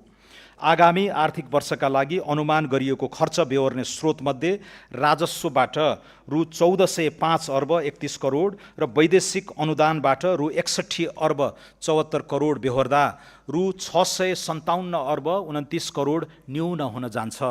सो न्यून पूर्ति गर्न वैदेशिक ऋणबाट रु 247 अर्ब 28 करोड परिचालन गर्नेछौँ। राजस्व र वैदेशिक सहायता परिचालनबाट न्यून हुने रु 410 अर्ब आन्तरिक ऋणबाट परिचालन गर्नेछौँ। आगामी आर्थिक वर्ष रु 245 अर्ब 89 करोड आन्तरिक ऋणको सावा भुक्तानी हुने हुँदा खुद रु 164 अर्ब 11 करोड मात्र आन्तरिक ऋण परिचालन हुनेछ। अब नेपालको संविधानको धारा 60 अनुसार वित्तीय हस्तान्तरण सम्बन्धी विवरण पेश गर्दछु। राष्ट्रिय प्राकृतिक स्रोत तथा वित्त आयोगको सिफारिस अनुसार आगामी आर्थिक वर्ष 83-84 मा प्रदेशका लागि रु 61 अर्ब 50 करोड र स्थानीय तहका लागि रु 90 अर्ब 20 करोड वित्तीय समानीकरण अनुदान उपलब्ध गराउने व्यवस्था गरेको छु। प्रदेश र स्थानीय तहमा पूर्वाधार आयोजना कार्यान्वयन गर्ने क्रमशः रु 4 अर्ब 60 करोड र र रु 8 अर्ब 93 करोड समपूरक अनुदान उपलब्ध गराएको छु। साथै प्रदेश र स्थानीय तहमा क्रमशः रु 3 अर्ब 82 करोड र रु 9 अर्ब 40 करोड विशेष अनुदान छुट्याएको छु। सङ्घीय सरकारका आयोजना कार्यान्वयनका लागि प्रदेश र स्थानीय तहमा क्रमशः रु 39 अर्ब 72 करोड र रु 206 अर्ब 8 करोड सशर्त अनुदान विनियोजन गरेको छु। प्रदेश र स्थानीय तहलाई राजस्व बाँडफाँडबाट कुल रु 175 अर्ब हस्तान्तरण हुने अनुमान छ। आगामी आर्थिक वर्षमा राजस्व बाँडफाँड रोयल्टी समेतबाट र वित्तीय हस्तान्तरण गरी प्रदेश र स्थानीय तहमा रु 600 अर्बभन्दा बढी परिचालन हुने प्रक्षेपण गरेको छु। सम्माननीय सभामुख महोदय, सम्माननीय अध्यक्ष महोदय, अब म आर्थिक वर्ष 83-84 को राजस्व नीति तथा कार्यक्रम प्रस्तुत गर्दछु। व्यवसाय मैत्री कर नीति, सरल एवं स्पष्ट कर कानुन, स्वैच्छिक कर सहभागिता र चुस्त कर प्रशासनको विकास गरी आर्थिक क्रियाकलाप विस्तार गर्न दिएका उद्देश्य लिएको छु। सबै आर्थिक कारोबारलाई डिजिटल माध्यममा जोड्दै औपचारिक अर्थतन्त्रको विकास गर्ने, स्वचालित प्रविधि मैत्री सदाचारयुक्त र उत्प्रेरित कर प्रशासनको विकास गर्ने, स्वैच्छिक कर सहभागिताको माध्यमबाट राजस्व अभिवृद्धि गर्ने, लागत परिपूरण र तिर्न सक्ने क्षमताको आधारमा गैर कर राजस्व परिचालन गर्ने, लगानी प्रोत्साहन र संरक्षण, सूचना प्रविधि उद्योगलाई राष्ट्रको नयाँ आर्थिक इन्जिनका रूपमा अगाडि बढाउन यस्ता सेवाको निर्यातबाट आर्जित आयमा 50% कर छुट दिएको छु। सूचना प्रविधि क्षेत्रमा कार्यरत जनशक्तिले प्राप्त गर्ने स्वेट इक्विटीको रकमलाई कर योग्य आय गणनामा 100% छुट हुने व्यवस्था मिलाएको छु। नेपालभित्र पैठारी हुने केही वस्तुमा आन्तरिक उत्पादन प्रवर्धन शुल्क डोमेस्टिक प्रोडक्ट प्रमोसन फी लगाएको छु। नाफा नकमाउने गरी स्थापना भएका मित्र राष्ट्रको पूर्ण स्वामित्वका विकास वित्त संस्थाले नेपालमा ऋण लगानी गरी आर्जन गरेको ब्याजमा आयकर नलाग्ने व्यवस्था गरेको छु। महानगरपालिका र उपमहानगरपालिका बाहेकका क्षेत्रमा नयाँ चलचित्र हल स्थापना गर्नेलाई सुरुको 10 वर्षसम्म पूर्ण रूपमा आयकर छुट दिने व्यवस्था मिलाएको छु। परिवर्तित सन्दर्भमा दक्षिण एसियाली व्यापार सम्झौता साफ्टाको संवेदनशील सूचीलाई पुनरावलोकन गर्नेछौँ। स्वैच्छिक अनुपालन र करको दायरा विस्तार, दुर्गम क्षेत्रमा शिक्षा तथा स्वास्थ्य पूर्वाधार निर्माण र सेवा विस्तारमा सघाउ पुर्याउन निजी क्षेत्रले प्रदान गर्ने शिक्षा तथा स्वास्थ्य सेवामा न्यूनतम दरमा समता शुल्क लगाउने व्यवस्था गरेको छु। अन्तिम तहको उपभोक्तालाई बिक्री गरिने मासिक 50 युनिटभन्दा बढीको विद्युत खपतमा सहुलियत दरमा मूल्य अभिवृद्धि कर लगाउने व्यवस्था गरेको छु। इलेक्ट्रिक सवारी साधनमा पिक पावर क्षमताको आधारमा लाग्दै आएको भन्सार महसुललाई मूल्यगत आधारमा लगाउने व्यवस्था गरेको छु। यस्ता सवारी साधनको स्वदेशमा उत्पादन, चार्जिङ स्टेसन निर्माण, ब्याट्रीको व्यवस्थापनका लागि पैठारू बिन्दुमा स्वच्छ पूर्वाधार लगानी शुल्क लगाएको छु। Clean infrastructure investment fee, Nepali ब्रान्डका मदिराको निकासी प्रवर्धन गर्न गुणस्तरीय स्पिरिट उत्पादन तथा म्याचुरेसन कार्यलाई प्रोत्साहित गरिनेछ। आगामी आर्थिक वर्षदेखि माइक्रो ब्रुवरीलाई समेत मदिरा उद्योगको रूपमा दर्ता गरी अन्तशुल्कको दायरामा ल्याउने व्यवस्था मिलाएको छु। सुरोटमा करिब 10% सम्म र मदिरा तथा बियरमा लाग्ने अन्तशुल्कमा वृद्धि गरेको छु। गैर कर राजस्व परिचालनलाई प्रभावकारी बनाउन छाता कानुन ल्याउनेछौँ। राजस्व प्रशासनमा आधुनिकीकरण, राजस्व अनुसन्धान विभाग खारेज गरी यसले गर्दै आएका कार्य विषयगत निकाय मार्फत सम्पादन हुने व्यवस्था मिलाउनेछौँ। वार्षिक रु 10 करोडभन्दा माथि कारोबार गरी विद्युतीय बिजक जारी गर्ने सबै व्यवसायलाई अनिवार्य रूपमा केन्द्रीय बिजक अनुगमन प्रणालीमा आबद्ध गर्नेछौँ। साना व्यवसायीलाई विद्युतीय माध्यमबाट भुक्तानी लिन प्रोत्साहन गर्नेछौँ। कर परीक्षण गर्नुपर्ने अवधि 3 वर्ष कायम गरेको छु। जोखिममा आधारित कर अनुसन्धान तथा परीक्षणका लागि कृत्रिम बुद्धिमत्ता सहितको असेसमेन्ट पद्धतिको विकास गर्नेछौँ। डिजिटल अन्तशुल्क टिकटको सुरुवात गर्ने व्यवस्था मिलाएको छु। अन्तशुल्क चुहावट नियन्त्रण गर्न विद्युतीय ट्र्याक एन्ड ट्रेस प्रणालीको सुरुवात गर्नेछौँ। भौतिक नियन्त्रणमा आधारित अन्तशुल्क प्रशासनलाई जोखिमको आधारमा क्रमशः स्वयं निष्कासन प्रणालीमा रूपान्तरण गर्ने व्यवस्था मिलाइनेछ। पेपरलेस, फेसलेस र कन्ट्याक्टलेस राजस्व प्रशासनको विकास गर्नेछौँ। कर विवरण बुझाउने, भुक्तानी गर्ने, फिर्ता लिने लगायतका सेवाहरू स्वचालित रूपमा प्रवाह हुने व्यवस्था मिलाउनेछौँ।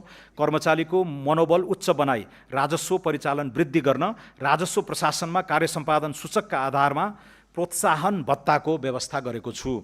एक ठाउँबाट अर्को ठाउँमा वस्तु ढुवानी गर्दा एकभन्दा बढी स्थानीय तहमा लगाइने गरेको निकासी, कवाडी लगायत बहुकर लिन पाइने छैन।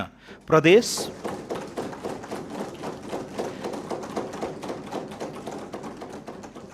र स्थानीय तहका कर भुक्तानी गर्दा स्थायी लेखा नम्बर खुलाउनु पर्ने व्यवस्था गर्नेछौँ। असल व्यवसायीको सम्मान एवं व्यापार सहजीकरणको लागि अथोराइज्ड बिजनेस पर्सनको पहिचानसहित भन्सारमा ब्लू लेन मार्फत जाँच पास गर्ने व्यवस्था मिलाउनेछौँ। कारोबार मूल्यमा आधारित अनलाइन भन्सार जाँच पास प्रणालीलाई थप सुदृढ, पारदर्शी र यथार्थपरक बनाउनेछौँ। भन्सार जाँच पास पछिको परीक्षण कार्यालयको पुनर्संरचना गर्नेछौँ। स्थल मार्गबाट नेपाल प्रवेश गर्ने पर्यटकको सहजीकरणका लागि सबै मूल भन्सार कार्यालयमा सवारी साधनको अस्थायी पैठारी घोषणा गर्ने र शुल्कको भुक्तानी अनलाइनबाट हुने व्यवस्था मिलाइसकेको छु। वैवाहिक पर्यटनलाई प्रोत्साहन गर्न विवाह प्रयोजनका लागि ल्याउने सामान घोषणा, धरौटी लिने र विवाह सकेर फर्कदा धरौटी फिर्ता दिने व्यवस्थालाई स्वचालित बनाउनेछौँ।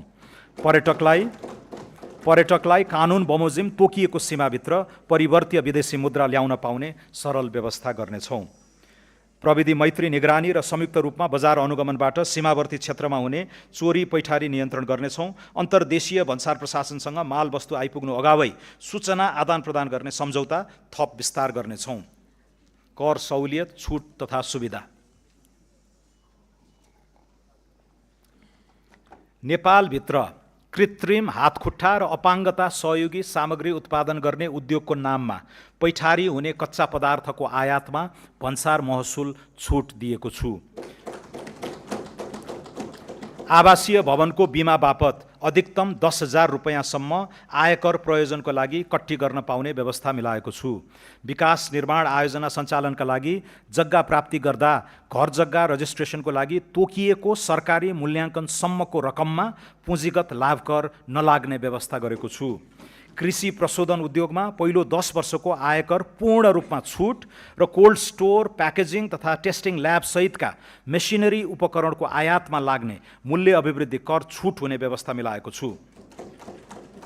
कर परिपालना गर्ने करदातालाई उच्च सम्मान, सुविधा र कार्यप्रणालीमा सरलीकरण गरिनेछ। सम्माननीय सभामुख महोदय, सम्माननीय अध्यक्ष महोदय, आर्थिक वर्ष 2081-82 को यथार्थ खर्च, चालू आर्थिक वर्ष 2082-83 को संशोधित अनुमान र आगामी आर्थिक वर्ष 2083-84 को स्रोत सहितको व्यय अनुमान यसै साथ पेश गरेको छु। अनुमानित आय व्ययको विवरण अनुसूचीमा उल्लेख गरेको छु। दात्री राष्ट्र र निकायबाट प्राप्त हुने प्राविधिक सहायता र अन्तर्राष्ट्रिय गैर सरकारी संस्थाबाट परिचालन हुने सहायता सम्बन्धी विवरण समेत यसै साथ पेश गरेको छु।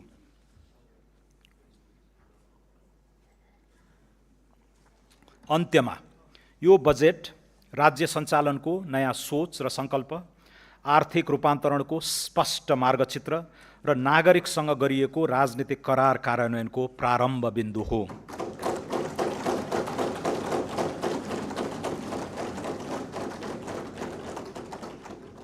सुशासन, मध्यम वर्गको उदय, उत्पादनशील रोजगारी, प्रतिस्पर्धी अर्थतन्त्र र सम्मानपूर्ण जीवनको आधार निर्माण गर्ने लक्ष्यसहित प्रस्तुत यो बजेटले राज्यको भूमिकालाई नियन्त्रक र नियामक मात्र होइन, अवसरको सर्जक संस्थाका रूपमा पुनः परिभाषित गर्न खोजेको छ।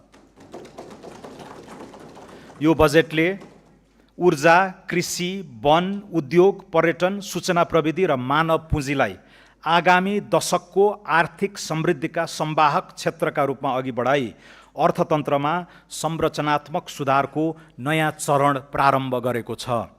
यस बजेट मार्फत राजकाजमा थिति बसाल्ने, निजी क्षेत्रको आत्मविश्वास पुनःस्थापित गर्ने, सार्वजनिक सेवा प्रवाह संयन्त्रलाई प्रविधि अनुकूल र जवाफदेही बनाउने तथा उत्पादन, नवप्रवर्तन र उद्यमशीलतामा आधारित नयाँ आर्थिक सूचक्र प्रारम्भ गर्ने आधार तयार गरिएको छ। कर प्रणालीलाई सरल, न्यायोचित र उत्पादनमुखी बनाइएको छ। सार्वजनिक खर्चलाई मितव्ययी र परिणाममुखी बनाइएको छ। सुधार र रूपान्तरणका यी कार्यक्रमहरूको प्रभाव स्वरूप आगामी आर्थिक वर्षमा 7% आर्थिक वृद्धि हासिल हुने तथा मूल्य वृद्धि दर 6% भित्र सीमित रहने विश्वास लिएको छु। बजेटमा घोषणा गरिएका नीतिगत सुधार र कार्यक्रम कार्यान्वयनमा सघाउ पुग्ने गरी नेपाल राष्ट्र बैंकबाट मौद्रिक नीति जारी हुनेछ।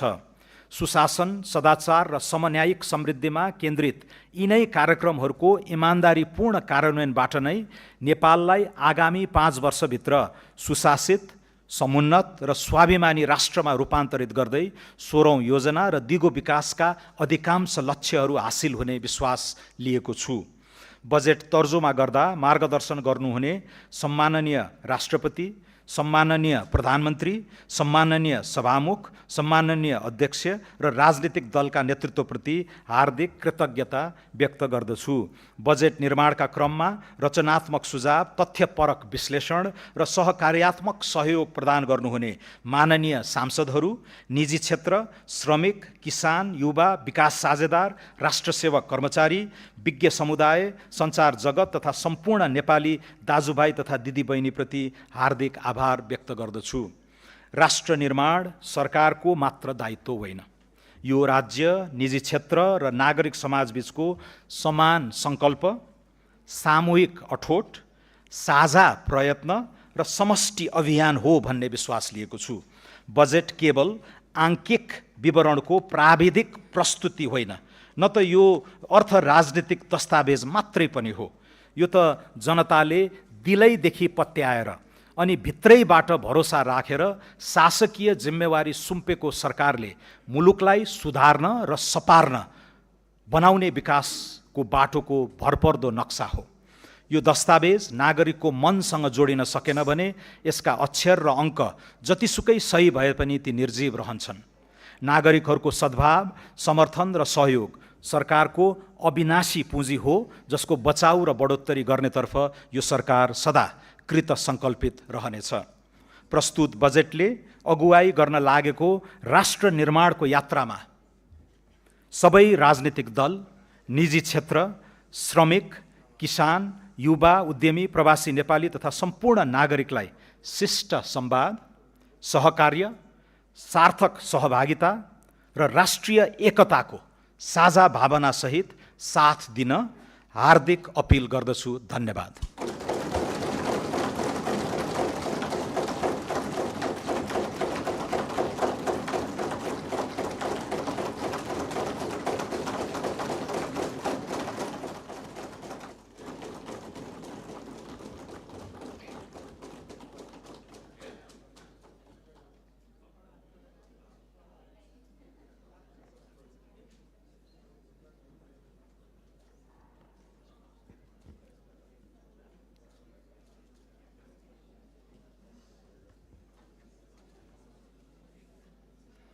माननीय सदस्यहरू, सङ्घीय संसदको दुवै सदनको संयुक्त बैठक यहीँ स्थगित हुन्छ।